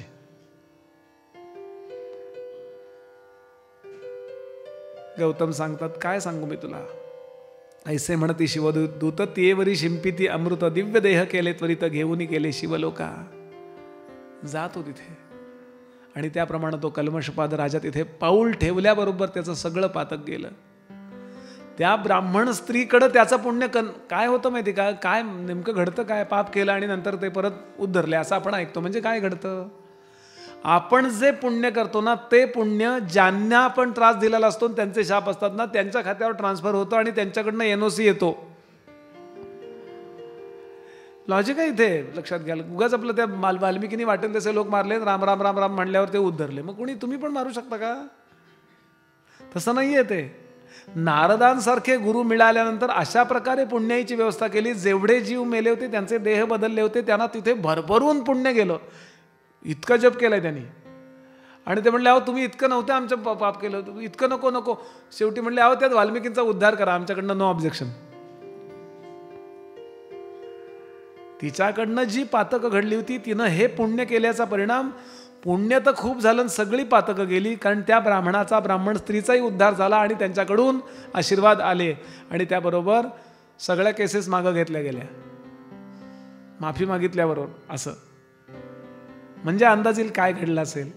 आणि या प्रकारे, आणि छान, मला आता सगळं मदयंतीचं आणि कल्मषपादाचं चरित्र सांगायचं नाहीये, अनेक ठिकाणी ती चरित्र येतात, सुंदर.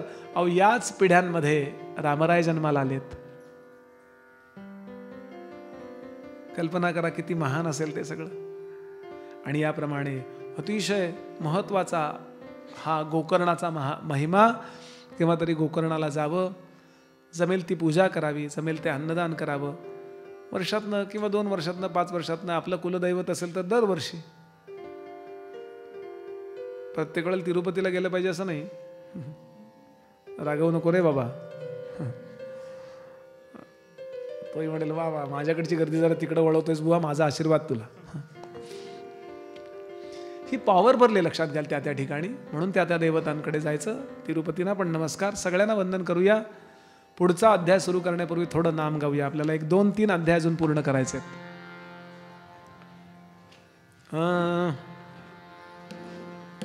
रे ग रे सा.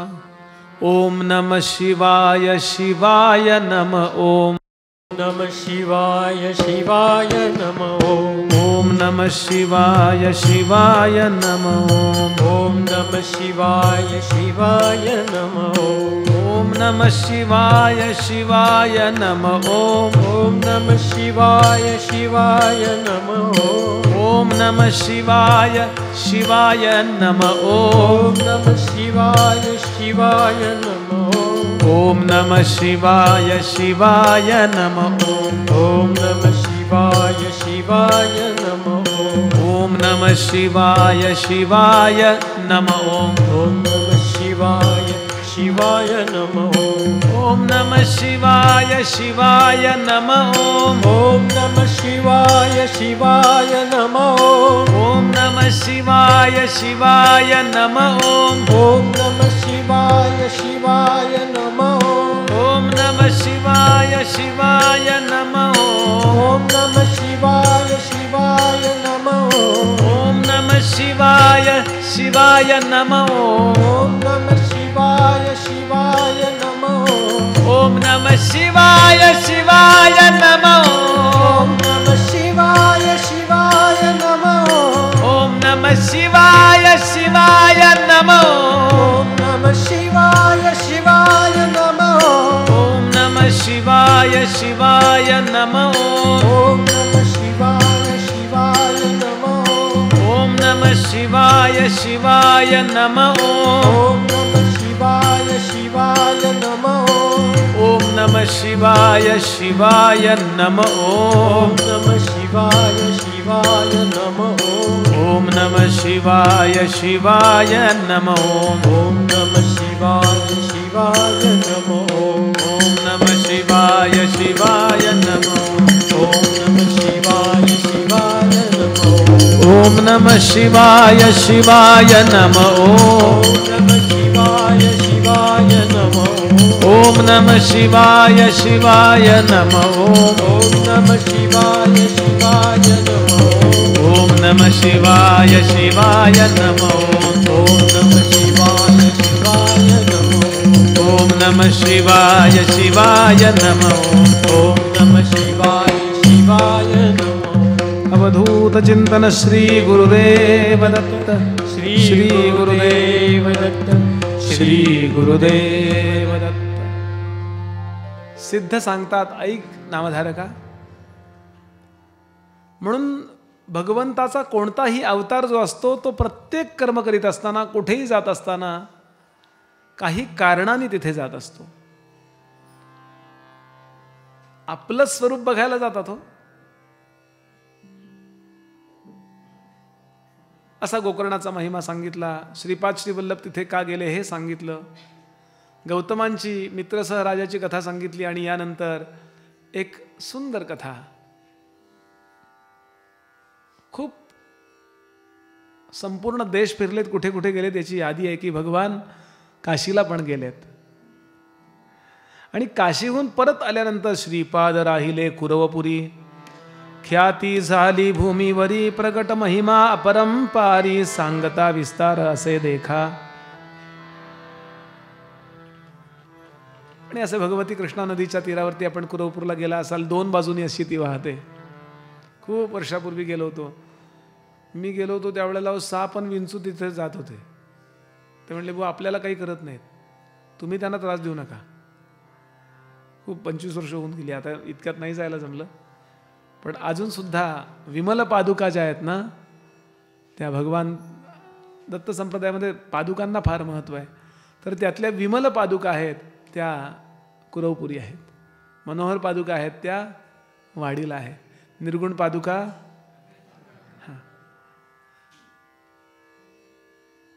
असे एक दिवस नदीकाठी बसले होते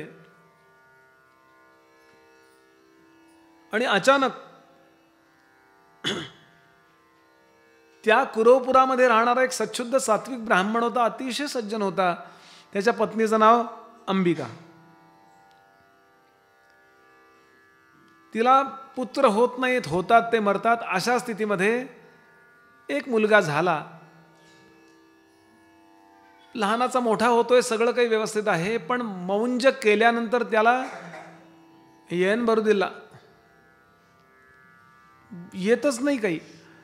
तो शिकायला बसला गुरुजी आपल्या वडिलांकडे. म्हण केशवायन शिक. अरे म्हण ना, एरवी खेळतो सगळं व्यवस्थित, पण तिथे समोर बसल्यावर त्याला काही येत नाही. कुठला शाप होता, काय होतं माहिती नाही.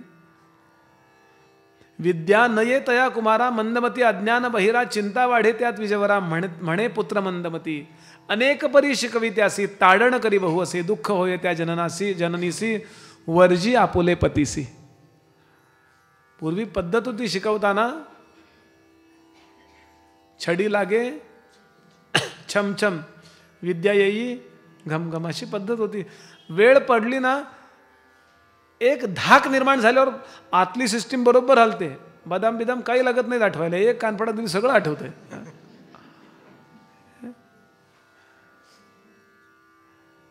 आत्ता ज्यांनी 50 ओलांडली त्यांनी आठवा. हे नवीन मुलं यापासून दूर आहे. तो फार दुर्दैवी वाटतात मला. ते गंमत सोडून देऊया. आमचे पिंगळे सर होते सातारला, ते हात घ्यायचे आणि असा उलटा आपटायचे टेबलावर. पण इतिहास शिकवताना तुम्हाला सांगतो, शिवाजी महाराज समोर उभे करायचे. आम्हाला समोर बसून शिकवले. काय असं तो बाप त्याला मारतो. आता आईचं हृदय शेवटी आईचं आहे, ती म्हणाल नको मारू. आता या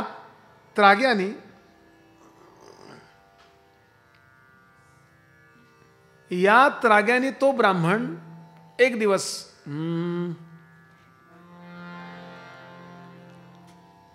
इतकं मनावर घेतलं त्याने ते, की गतप्राण झाला, मरून गेला. आता हा मुलगा मोठा झाला, 7-8 वर्षाचा, 9-10 वर्षाचा होईपर्यंत ते चाललं होतं शिक्षणाचं.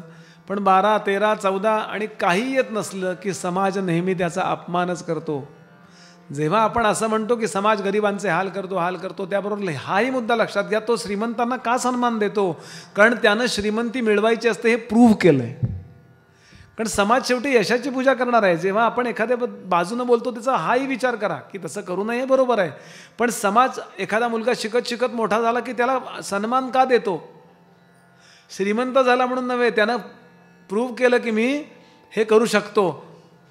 नाही का, रिक्षावाल्यांची मुलं बाबा PhD झाली, अमकी झाली, आपण ऐकतो ना. मग ती मुलं म्हणतात बाबा तुम्ही पण रिक्षा चालवा. असं विनोदही चालतात बघा ते.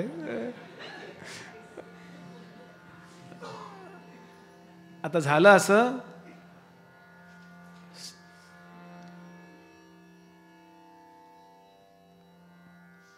समस्त ब्राह्मण म्हणती त्यासी, ओवीच लक्षात घ्या. दगडापरी जन्मलासी, लांछन आणले वंशासी, अरे मूर्खा कुलनाशका. जाता जाता लोक म्हणतात आले बरं का षडाक्षरी पंडित. साधे नाही, षडाक्षरी पंडित आहेत. काही येत नाही. टोचून बोलणं, टाकून बोलणं सुरू झालं. दिव्य आहे तुमचे वडील, कसे दिवे लावलेत हो. उपरोधिकपणानं बोलतात, टाकून बोलतात. एकाने तर सांगितलं जा मर, जन्मोनी तू संसारी काय करावे पशुत्वापरी, अथवा गंगा प्रवेश करी जन्मोनी वाया म्हणते लोक. आणि त्यांनी ठरवलं खरंच मरूया. आणि निघाला. आई पण त्याची निघाली हो, दोघंही आत्महत्या करूया. आणि म्हणून तिथपर्यंत आला ज्या ठिकाणी श्रीपाद श्रीवल्लभ ध्यानाला बसले होते. काय शांत मुद्रा. हे उजव्या हाताला असे आत्महत्या करायला प्रार्थना केली. देवा मज एक अक्षराचे, मज एक अक्षराचे, दानन देवूनी धाडिले जगती, लीला अशी करोनी, लीला अशी करोनी,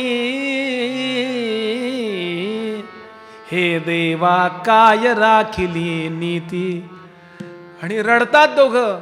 पुनरपि जन्म नको देवा पुनरपि जन्म धा अधीन धा धा तीन.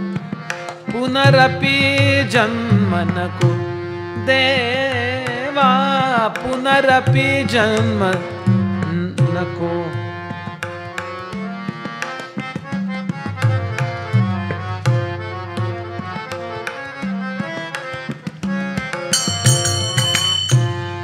रडतोय जोरात त्या करून म्हणजे टाहो फोडून. कशाला जन्माला आलो मी.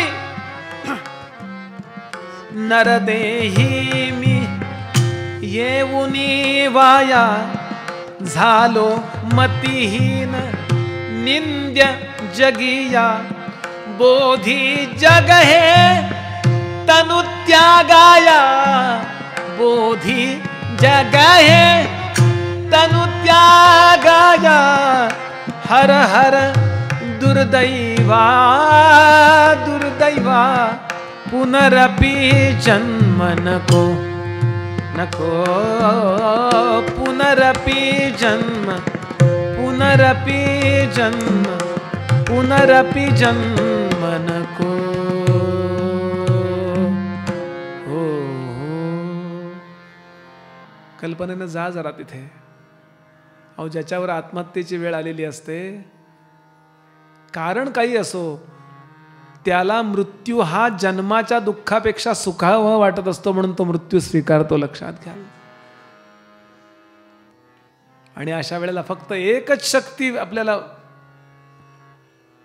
आत्महत्या झाली तरी किंवा नाही झाली तरी सुद्धा त्यातनं बाहेर काढायला तो जीव जो निघालाय त्याला उद्धार करायला एकमेव शक्ती ते म्हणजे श्री गुरु.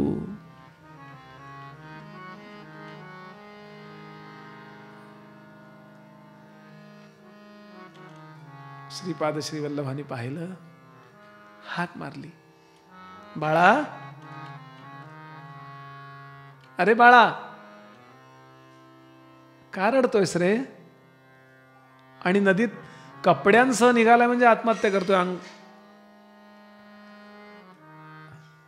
आंघोळीला मनुष्य काही कपडे घालून जात नाही सगळे. इकडे ये बरं. नेहमी लक्षात ठेवावं आपलं भलं व्हावं असं फक्त आपल्याबद्दल संतांना वाटत असतं. आपण ज्यांना आपले समजतो त्यांना जर वाटत असेल तर त्यांना आपण आत्ता अनुकूल आहेत म्हणून वाटतं. खरंच तुमचं व्हावं हे ज्ञानोबा तुकोबांना वाटतंय, सद्गुरूंना वाटतं. कारण त्यांची वृत्तीच ही असती की या जगात कोणी दुःखी नको. म्हणजेच तो संत आहे. लक्षात घ्या.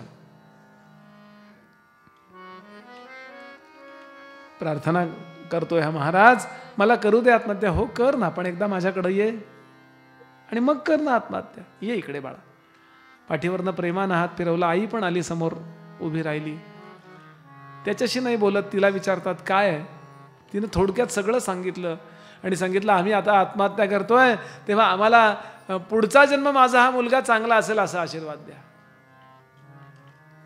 ते म्हणले नुसता आशीर्वाद देऊ काही व्रत सांगू. ती म्हणाली व्रत आहे ना व्रत. पुढच्या जन्मी नाही या जन्मी तुझा मुलगा चांगला होईल असं व्रत सांगतो. ज्या दिवशी शनिवार येईल आणि भगवान शंकरांचं प्रदोष व्रत येईल याला शनी प्रदोष म्हणतात.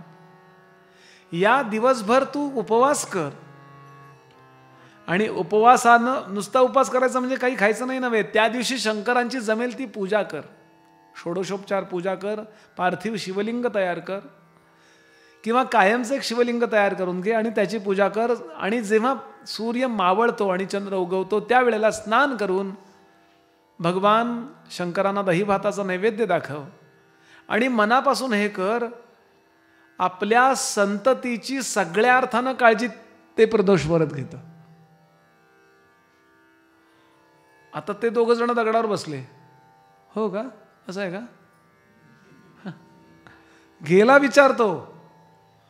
म्हणून लक्षात ठेवाल जीवनात नकारात्मकता येऊ नये वाटत असेल तर तुम्ही जीवनात किती मोठे असा अध्यात्म श्रवणात राहा. तुकोबांनी म्हटलंय मरण जो मागे तो गाढवाचा बाप.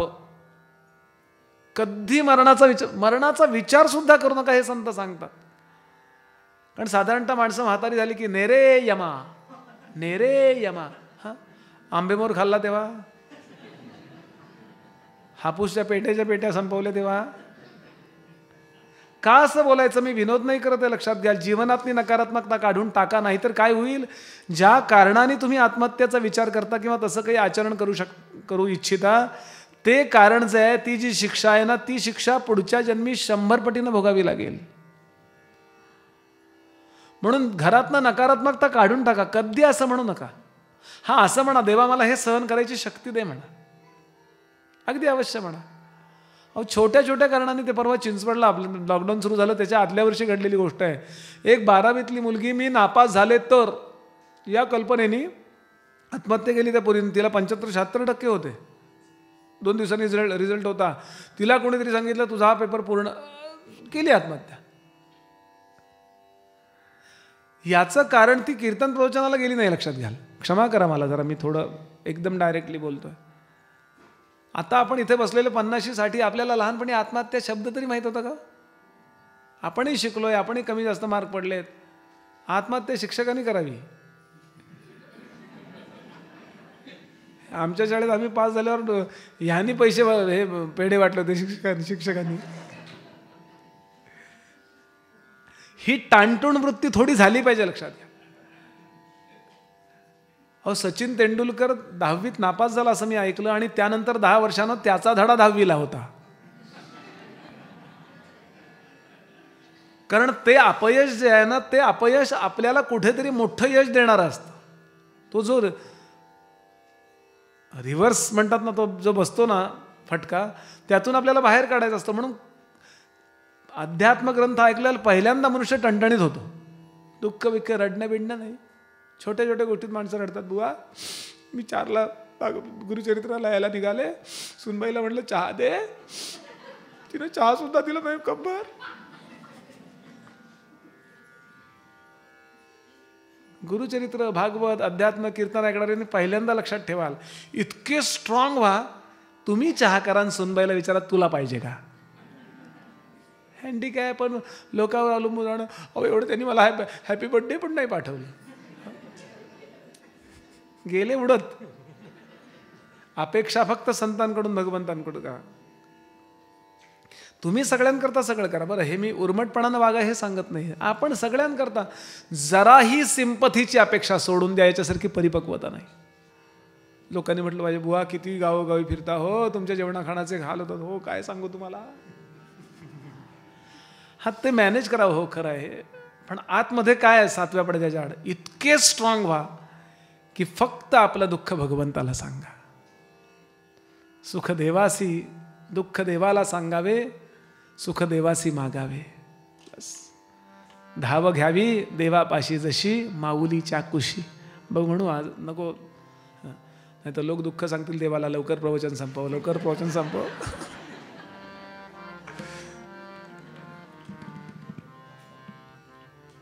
आणि श्रीपाद श्रीवल्लभाने तिला एक गोष्ट सांगितली आहे. सगळी गोष्ट मी आता सांगणार नाही आहे, पण चंद्रसेन नावाचा एक राजा होता. त्याच्यावरती प्रसन्न होऊन भगवान शंकरांच्या जो पार्षद आहे, त्याचं नाव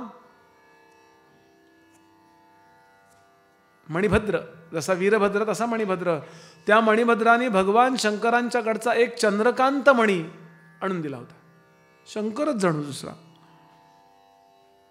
शंकरांकडनं घेतला, कारण तो त्यांचा पर्सनल असिस्टंट आहे. ते म्हणले शंकरांकडे असा आहे, ते आणून दे. प्रेम. अहो, तो चंद्रकांत मणी जिथे आहे ना, सूर्यकांत चंद्रकांत असे, अहो तो जिथे आहे ना, तिथे सूर्यप्रकाशासारखा प्रकाश. तिथे कधी कुठली महामारी नाही. त्या वस्तूचे म्हणून गुणधर्म असतात. जसं रुद्राक्ष वापरतो, रुद्राक्ष गळ्यात घातलं की कॉन्फिडन्स लेवल एकदम वाढते. मी काही वर्षापूर्वी प्राणिक हिलिंगचा कोर्स केला ठाण्याला. एक चेन्नईचे मास्तर यायचे तिथे आम्हाला शिकवायला. तर त्यांनी अशी मशिनरी आणली होती की ते आपला ऑरा चेक करायचे.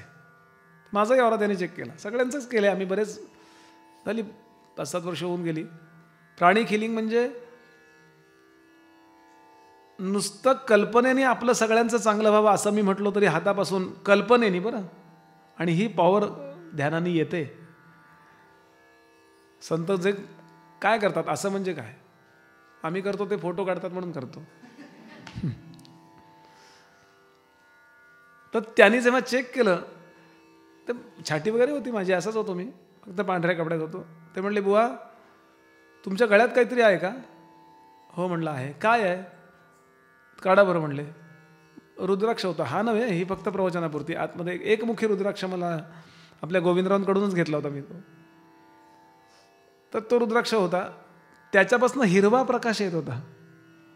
मी विकायला आणलेले नाही आहेत. काय कोण पहिल्यांदा डोक्यात येतं बहुतेक बुवांचं काहीतरी. वस्तूंचे म्हणून काही गुणधर्म असतात. ते म्हणले बुवा आयुष्यभर हा रुद्राक्ष कधी गळ्यातनं काढू नका. तुम्हाला तो सतत निगेटिव्हिटी काढून टाकतो आणि तुमच्यात पॉझिटिव्हिटी वाढवतोय. एक मुखीचे काय, दोन मुखीचे काय, तीन मुखीचे काय, चार मुखीचे काय, असे फायदे आहेत. मोत्याची माळ जर असेल ना तर आपल्याला जीवनात कमी पडत नाही. स्फटिकाची माळ जर असेल ना तर आठवतं सगळं. प्रत्येकच आहे तसा. हा चंद्रकांत म्हणे तिथे महामारी होत नाही. तिथे वर्णन केलंय त्या मण्याचे लक्षणं सुवर्ण होती लोह पाषाण. परीस लोखंडाला लावावा लागतो. याच्या पुढं लोखंड आणून ठेवलं की सूर्यकांत चंद्रकांत मण्यातनं आलेल्या प्रकाशानं त्याचं सोनं व्हायचं. बरं का. जे जे चिंतित मानसी ते ते पावे स्मरणसी, ऐसी ख्याती माणिकासी समस्त राजे कांक्षा करीती. जिथे जिथे ते रत्न ठेवू तिथली सगळी रोगराई जायची. आता आजूबाजूचे राजे लोक म्हणायचे आम्हाला पाहिजे, आणि म्हणून त्यांनी आक्रमण केलं.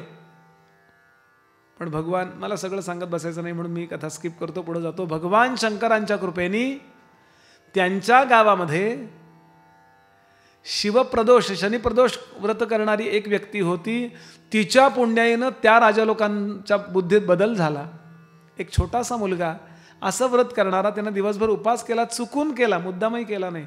त्याला आवडले. राजा पूजा करत होता ते बघून तो आपल्या घरी आला. आपल्याला काहीच करायला मिळत नाही पूजा करायला, आणि म्हणून तो जंगलात बसून एक दगड ठेवला आणि हा माझा शंकर अशी त्याची पूजा केली. आणि त्या पूजेमध्ये शंकर प्रकट झाले आणि त्याच्या आईचाही उद्धार केला, त्याचाही उद्धार केला, गावातल्या लोकांचा उद्धार केला, आणि राजा त्याच्या दर्शनाला आला. आता त्यानं जो साधा दगड ठेवला होता त्या भावाचा परिणाम असा झाला, तो त्या चंद्रकांत मण्यापेक्षा 100 पटीनं पॉवरफुल निघाला. हे कसलं म्हणाले, प्रकाश आकाशात पोहोचलाय. म्हणून आजूबाजूला जे लोक युद्ध करायला आले होते त्यांनी गुप्तहेर पाठवून दिले आणि त्यांनी सांगितलं हो एवढं छोटं पोरगं आहे, राजा महान आहे काही विशेष नाही, गावातली सामान्य पोरंसुद्धा खूप महान आहेत. म्हणून ते दर्शनाला आले आणि राजाला क्षमा मागितली. म्हणाले तुमच्याशी आम्ही वैर करणार नाही, पण आपण मैत्री करूया का. असं शनिप्रदोष व्रताचं महात्म्य ऐकलं आणि इथे सांगितलं यशोदेनं गेल्या जन्मी कुठलं व्रत केलं होतं की परब्रह्माला झेलते, आकाशात उडवते. नारदांनी वर्णन केलंय. नारद म्हणतात यशोदे काय पुण्यवान आहेस ग. हा मंदर गिरीधर याते उचलून घेसी, हा मंदर गिरीधर याते उचलून घेसी, हा निगमा गोचर यासी प्रेम इक्षिसी, हा निगमा गोचर यासी प्रेम इक्षिसी. यशोदा तांदूळ निवडतीये. नारद महाराज समोर वीणा घेऊन उभे आहेत, भगवान खेळतायत. यशोदे मंदराचल पर्वत उचलणारा जो, त्याला तू उचलतेस, आकाशात उडवतेस, पुन्हा झेलतेस, काय पुण्य केलं. हा वेदांना वर्णन करता येत नाही. वेद त्याच्याबद्दल नेती नेती म्हणतात, त्याच्यावर तू प्रेम करतेस, प्रेम देतेस त्याला. अग अघ नाशक भागीरथीचा हा पिता, त्या निर्मळ जळे न्हाणीसी तू स्वतः, हा मंदर गिरीधर याते उचलून घेसी, हा निगमा गोचर यासी प्रेम धा. यशोदा ऐकता ऐकता वर्णन केलंय आमच्या वामन पंडितांनी. फुटे प्रेम पाना, कृष्णाचं प्रेम यशोदेच्या चित्तात दाटून आलं आणि दूध गळायला लागलं. फुटे प्रेम पाना दुधे भिजे आत चोळी, हरी हानी पाहो निया हात चोळी. ते दूध असं व्हायला लागलेलं, भगवान विचार करतात माझं नुकसान झालं, नाही तर मला दूध प्यायला मिळालं असतं. काय शक्ती आहे, भगवंताला आपल्या पोटी जन्माला घातलंय. ते सांगतात, जे जे इच्छी तू मनी तू इच्छिसी पावेल वेगी धरी मानसी. अखिल सौख्य तुझे वंश पुत्र पौत्री नांदाल.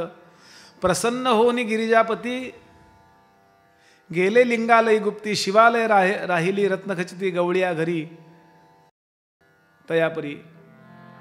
तिच्या पोटी होईल सुद्धा तोच विष्णू अवतार. विख्यात न करी पूजा वाहिली म्हणत पोशिला आपुले पुत्रापरी. भगवान विष्णूंचा अवतार होईल तो कृष्ण अवतार आहे. त्या गोपीचं वर्णन चाललंय, त्या यशोदेचं. किती यशोदा त्या जन्मी त्या मुलाची आई होती, चंद्रसेन राजाच्या इथली, भगवान शंकरांची पूजा करणाऱ्या मुलाची आई. मग तिनं ते व्रत केलं. ती म्हणाली होय हो, हरकत नाही. म्हणाले सध्या मी लोन मंजूर करतो, नंतर करशील ना तू व्रत? 100%. मग आता त्याला बिफोर. आणि म्हणून काय केलं, बोलावून तिचे कुमारकासी हस्त ठेवी ती मस्तकेसी. ज्ञान जाहले तत्काळीसी त्रिवेदी झाला शास्त्रज्ञ. नाही का, नंतर फेडा म्हणतात ना ते. मला फोन आला तर परवा आहे का, लोणची आवश्यकता आहे का? म्हटलं कुठला आहे, लिंबाचा आहे का आंब्याचा आहे? तसं नाही म्हणले, तुम्हाला पैसे आत्ता म्हणले तुम्ही दर महिन्याला इतके भरा, तुम्हाला इतक्या वेळेला 6 कोटी देऊ. म्हटलं उलटं करता येईल का? त्यांनी फोनच ठेवून दिला त्यांनी. पण देवाच्या बाबतीत तसं आहे बरं का, तुम्हाला आधी तो फल देतो आणि नंतर ते फेडायला सांगतो. म्हणजे तशी व्रत करायला लावतो आणि त्यात पुन्हा आपलंच हित असतं. आणि भगवान म्हणाले तुला, ते म्हणाले की मला तुमच्यासारखा मुलगा पाहिजे, तू हे व्रत कर, पुढच्या जन्मी मी तुझ्या पोटी जन्माला येईन. आणि तो जन्म पुढचा श्री नरसिंह अवतार, तो आपण उद्या पाहणार आहोत. पण एक सुंदर कथा सांगायची आणि थांबायचं, लगेच आरती लावायची.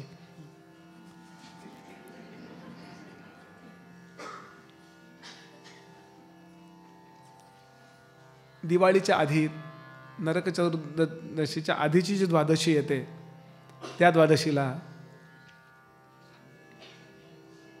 नाही, त्याच्या आधी एक कथा आहे. रजक वरप्रदान अवतरणिकेतली ओवीच आहे. नवमाध्यायी रजका प्रति कृपाळू गुरु राज्य देती. दर्शन देऊ म्हणती पुढती गुप्त जाहले मग तेथे. ती कथा ऐकूया, मग ती कथा उद्याच्याला बघूया. आजही कुरवपूरला श्रीपाद श्रीवल्लभ आहेत, हे सांगणारी कथा नंतर पाहू. भास्कर या ब्राह्मणाची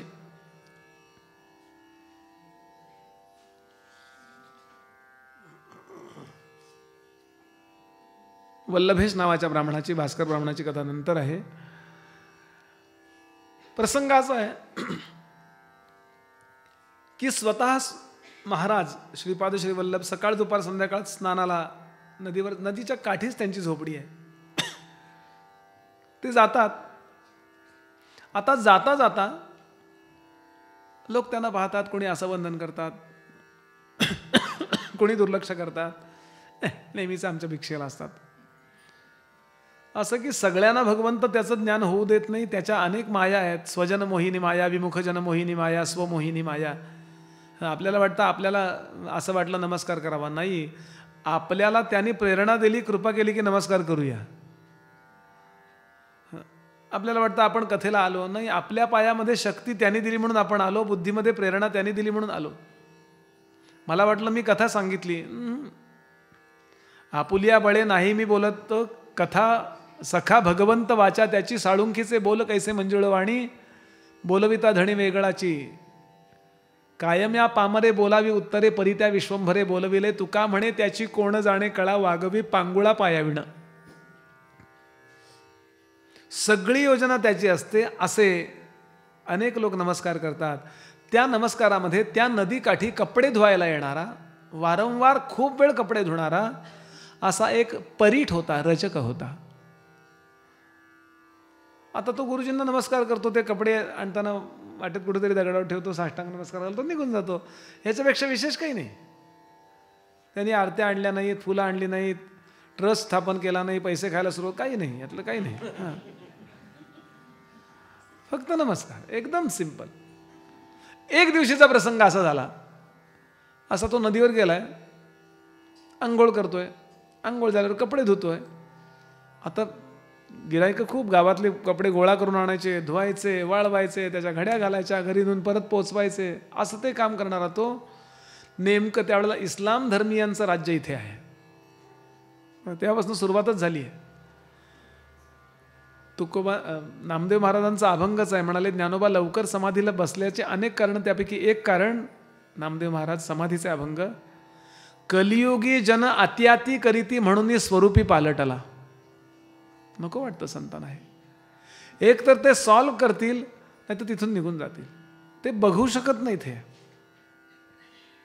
आणि त्या त्या प्रकारे प्रेरणा त्यांना भगवंत देत असतो. असा एक यवन राजा, त्याच्या अनेक स्त्रिया नौकेमध्ये बसून आलेत, कृष्णेमध्ये विहार करतायत. खाली उतरले, नौका बाजूला उभी केली आणि त्या सगळ्या स्त्रिया याच्या अंगावर पाणी उडवत आहेत. हा त्यांच्या अंगावर पाणी उडवतोय.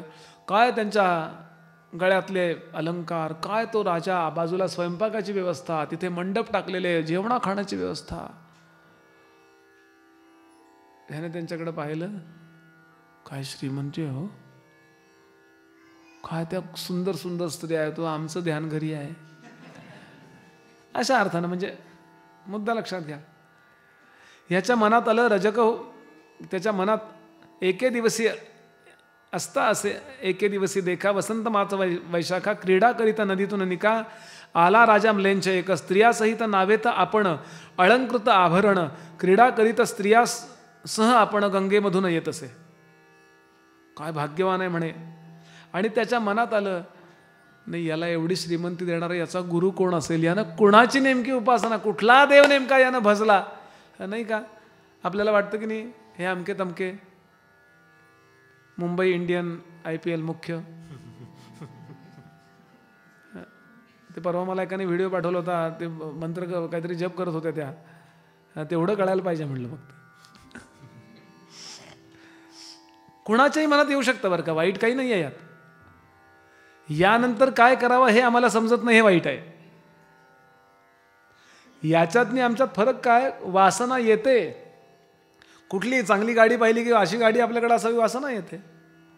मग काय करावं, तिथे भगवंताला आणून ठेवावं, एवढं सिंपल. तुकोबांचा अभंग आहे, जे जे काही माझी होईल वासन, जे जे काही माझी होईल वासन, जे जे काही माझी होईल. काळजीपूर्वक ऐका, एक 10 मिनिटात आरती आहे. घड्याळाकडे वळून वळून बघायचं काही कारण नाही. जे जे काही माझी होईल वासना, तेथे नारायण व्हावे तुम्ही, तेथे नारायण व्हावे तुम्ही, तेथे नारायण व्हावे तुम्ही. जे जे काही माझी होईल वासना, जे जे काही माझी, जे जे काही माझी, जे जे काही माझी होईल वासना. आणि ते यानं केलंय, जे काही मनात येईल. म्हणून रोज रात्री झोपताना सगळं कर्म त्याला अर्पण करावं. महान लोक हे करतात. म्हणजे कसं आहे, वाईट वासना असेल तर तो ती काढून टाकतो. चांगल्या वासनांचा भोगून नाश करावा, वाईट वासनांचा त्यागून नाश करावा. गंगेला जायचंय, काशीला जायचंय, अमक्या ठिकाणी जायचंय, स्नान करायचं, या वासना भोगून संपवाव्या. पण हॉटेलात जाऊन पिझ्झा खायचा आहे, त्यागून संपवावं आहे. म्हणजे घरी बोलवावं नव्हे.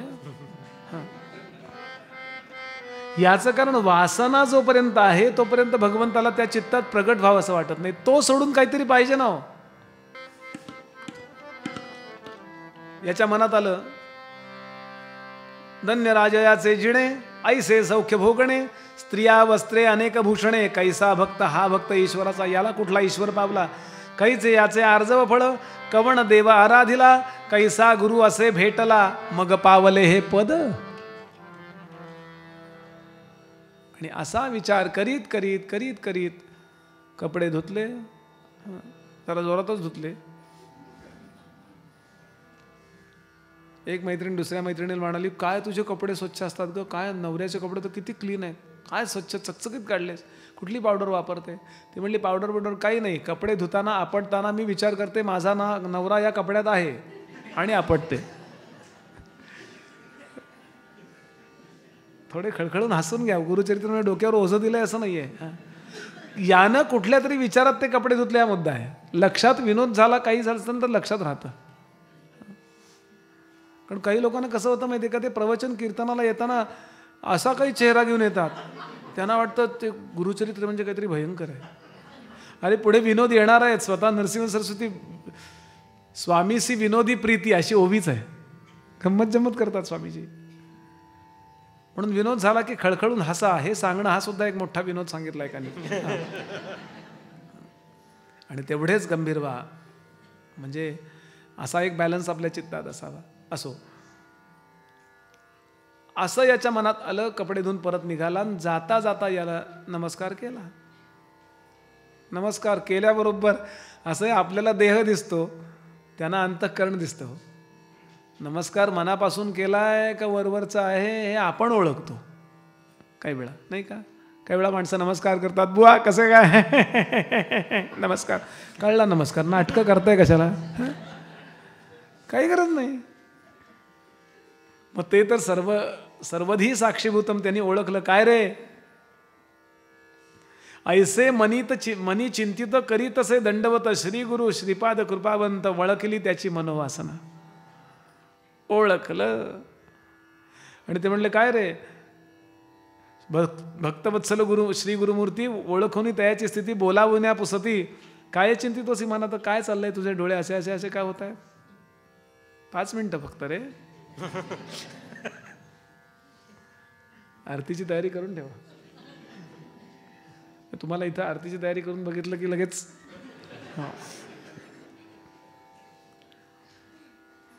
त्यानं सांगितलं, त्यानं खरं सांगितलं. तसं काही माझ्या मनात नाही, पण आहे ताकाला त्याचं मोघाला पोहायची पद्धत नाही. त्यानं खरं सांगितलं, महाराज रजक म्हणे स्वामी येसी देखिले दृष्टीने रायासी संतोष जाहला मानसी केवळ दास श्री गुरुचा तपे आराधिरणी देवासी पावला ऐशी अवस्थेसी म्हणून चिंतितो मानसी कृपामूर्ती दातारा. श्रीपाद म्हणती रजकासी जन्मदारभ्य कष्टलासी. रोज आपलं शिळा भाकर तुकडा, तेच घर, तीच झोपडी, तेच 1 BHK. वैतागलायस का? मस्त राजा सारखी तुला संपत्ती हवी असं वाटतं का? वांछा असे भोगावे असे राज्य पद तमोवृत्ती, अशी इच्छा आहे का तुला? जमेल का? पॉसिबल आहे का? ऐकोनी स्वामीचे वचन विनवी रजक कर जोडून कृपासागर श्री गुरु राणा उपेक्षू नको म्हणत असे. देवा मला तुम्ही हे सगळं द्यायला हरकत नाहीये, मला वाटतंय, पण मला तुम्हालाही सोडवत नाहीये. तेव्हा याचा एक मध्य साधता येईल का? तुम्ही पण पाहिजे आणि प्रपंचही छान पाहिजे. ते म्हणलं निश्चित. आत्ता लगेच राजा करू का तुला? तो म्हणला महाराज आता मी अपर वयाचं झालाय, 50-60 ओलांडली आहे. लहानपणापासून राजसुख काय असतं? आत्ता राष्ट्रपती करून उपयोग आहे का काही? म्हणजे मला म्हणतो मी, तुम्ही काय असताय मला कळत नाही.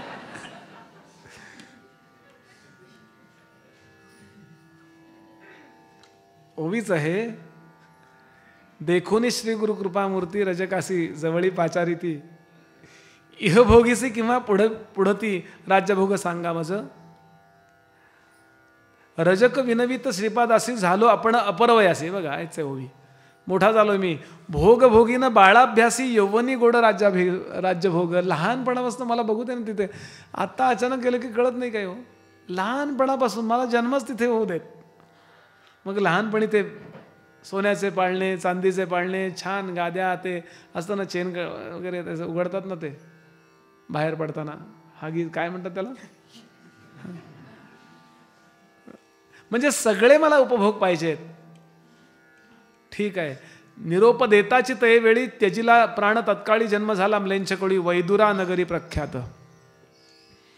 बीदरच्या बादशाच्या पोटी तो जन्माला आला. फक्त मरताना त्यानं प्रार्थना केली, महाराज तुमची भेट काळजी करू नको, त्यावेळेला माझा पुढचा अवतार असेल तो माझा श्री नृसिंह सरस्वती अवतार असेल आत्ताच सांगून ठेवलं आणि प्रभूने आशीर्वाद दिला त्याला. त्यानंतर काही दिवसांनी तो मरण पावला आणि तिकडे जन्माला आला. आता त्याची भेट होणार आहे, पण तोपर्यंत गुरुचरित्राच्या समाप्तीची वेळ येईल. शेवटच्या अध्यायात येतं. त्यानंतर स्वामींनीच आपला अवतार समाप्त केला आहे. यानंतर श्रीपाद श्रीवल्लभ विचार करतात की बरंच काम आहे पुढं. असं आहे की मी तर विचार करत होतो हे वाचता वाचता की हा जन्म श्री गुरूंनी मुद्दाम टेस्टिंग करता घेतला होता, औषधं पुढच्या जन्मी. कारण चेकिंगलाच वेळ जातो ना. RBC काउंट कसा आहे, WBC काउंट कसा आहे, कलर डॉपलर टेस्ट कशी आहे. शेवटी म्हणले अख्खा त्या मशीनमध्ये घाला आणि मग ते सांगतात काही नाही झालं, काही नाही झालं, सगळं नील नील नील नील असतं की नाही. म्हणलं आता तुमचं काय व्हायचं ते बिल पाहिल्यावर होईल. खूप वेळा आपण विचार करावा की हे थोडंसं मी लाईटली बोलतोय, पण मुद्दा लक्षात घ्याल की एखादा अवतार भगवंत असा घेतो की तो एकदा धारणा लोकांची लक्षात घेतली, काय दुरुस्त केलं पाहिजे. आणि आता प्रभूंच्या लक्षात आलं की यांच्या उपदेशाला ब्रह्मचर्य आश्रम उपयोगाचा नाही, संन्यास आश्रम, म्हणून पुढचा जन्म संन्यासी. तो विचार उद्याच्याला करूया. इथेच थांबूया. सगळ्यांना दिलेले जे कागद आहेत ते कागद समोर ठेवा. प्रभूंनी दिवाळीच्या आधीची जी गुरुद्वादशी असते त्या दिवशी आश्विन वद्य द्वादशी नक्षत्र मघा मृगराज राशी श्रीपाद बैसले निजानंदेसी अदृश्य झाले गंगेत. अवधूत चिंतन श्री गुरुदेव दत्त. श्रीपाद श्री वल्लभ श्री नृसिंह सरस्वती स्वामी महाराज की जय. सगळ्यांनी माझ्या पाठोपाठ म्हणायचं. काय म्हणायचं? फलश्रुती म्हणायची. अखंड मंडलाकारम अखंड मंडलाकारं व्याप्तं येन चराचरं व्याप्तं येन चराचरं तत्पदं दर्शितं येन पदं दर्शितं येन तस्मै श्री गुरवे नमः. तस्मै श्री गुरवे नमः. सर्वाबाधा प्रशमनं सर्वाबाधा प्रशमनं धर्मार्थ काम मोक्षदं धर्मार्थ काम मोक्षदं यं यं चिन्तयते कामं यं यं चिन्तयते कामं तं तं प्राप्नोति निश्चितं. तं तं प्राप्नोति निश्चितं. यानंतरचा श्लोक सगळ्यांनी म्हणायचा आहे आपल्याला. व्हावी पूर्ण कृपा गुरो मजवरी प्रार्थित भावे तुला वारी सर्व अरिष्ट नेवु निलया सम्मोह जो जाहला अज्ञानांध शांती पदी बैसवी विनती हीच असे न मागत तुझे भक्ती तुझी ही हवी. अवधूत चिंतन श्री गुरुदेव शांत हो श्री गुरु दत्ता मम चित्ता शमवी आता. शांत हो श्री गुरु दत्ता मम चित्ता शमवी आता. तू केवळ माता जनिता सर्वथा तू हित करता.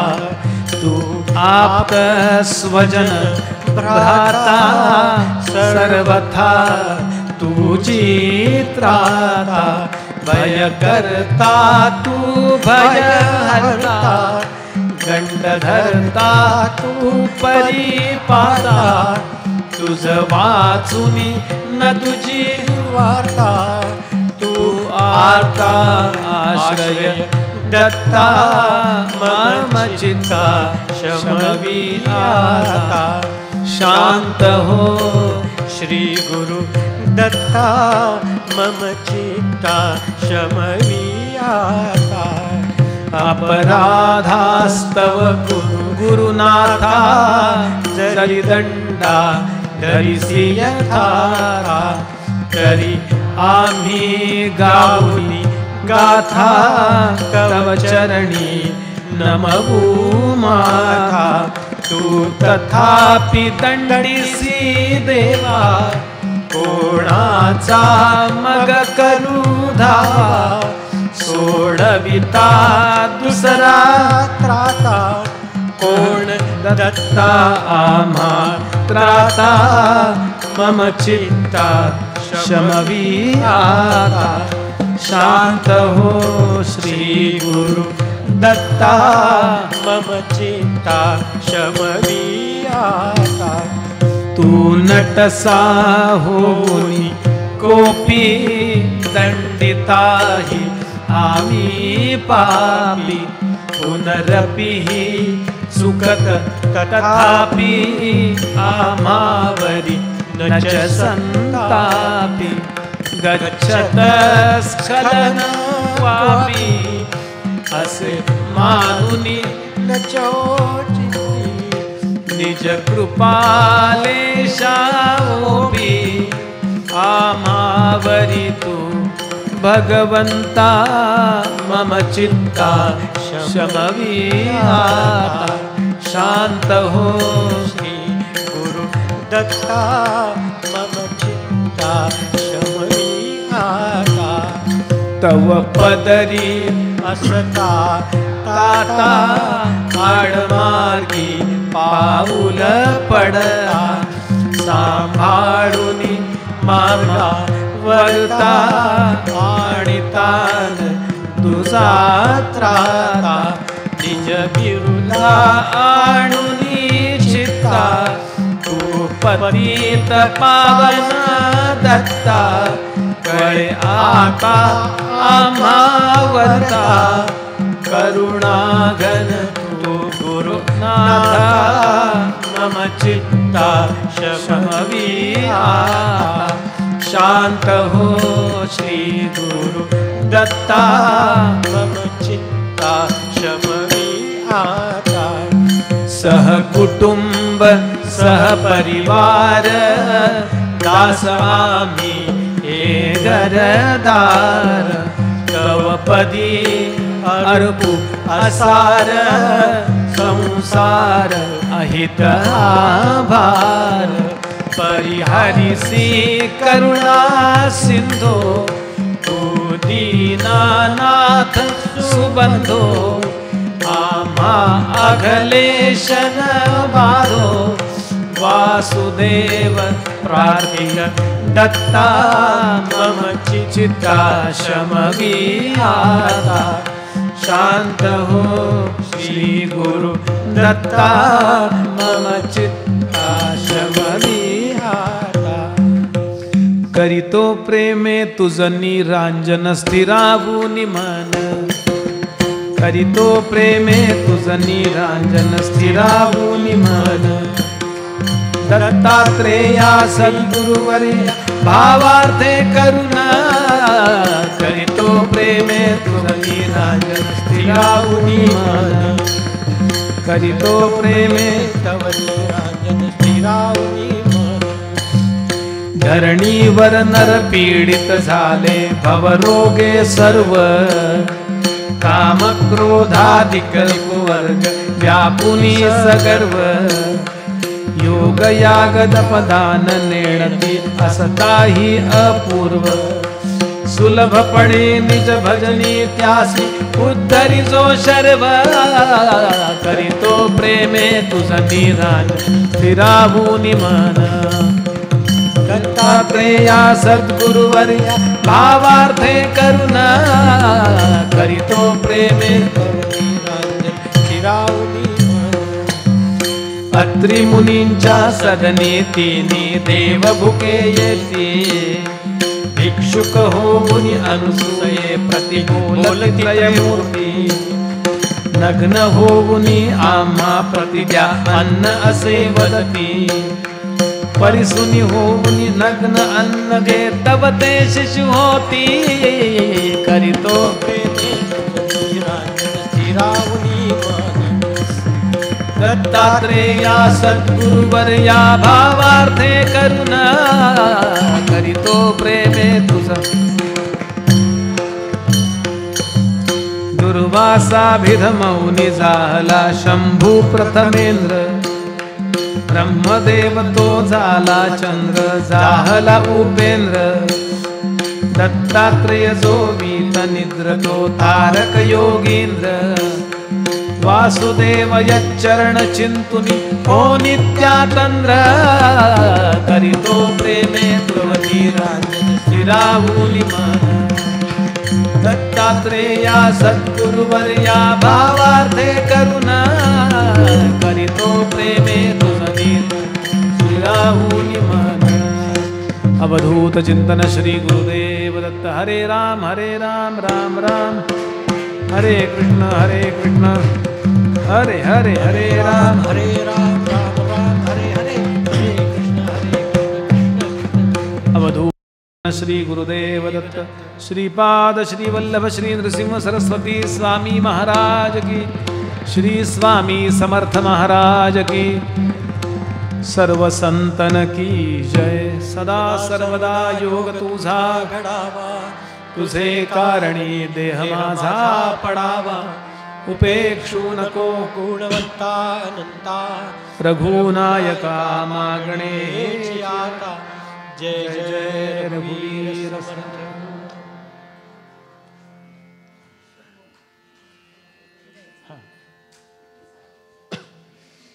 अभिजित दादा यजमानांच्या तर्फे कोणाला तरी एकाला हे द्यायची मला आज्ञा आहे यजमानांची, तेव्हा मला आपलं नाव सुचलंय. गोपाल कृष्ण भगवान की जय. आज श्री गीता जयंती आहे म्हणून यजमानांनी रोज काही ना काही प्रयोग करायचे ठरवलेत. खरं ते पझल घालणार होते की आज काय काय ऐकलं असं ठरवलं होतं त्यांनी, पण त्यांनाच पझल झालं की आता काय काय आपण टाकायचं.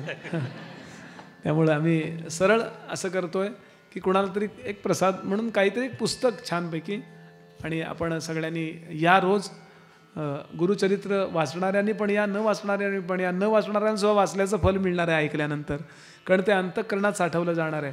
तेव्हा अवधूत चिंतन श्री गुरुदेव दत्त. 4:30ला कथा सुरू होते, कारण 8:30 पावणे 9ला याचा समारोप आपल्या कथेचा आहे. श्रीराम. प्रसाद घेतल्याशिवाय आपण जाऊ नये.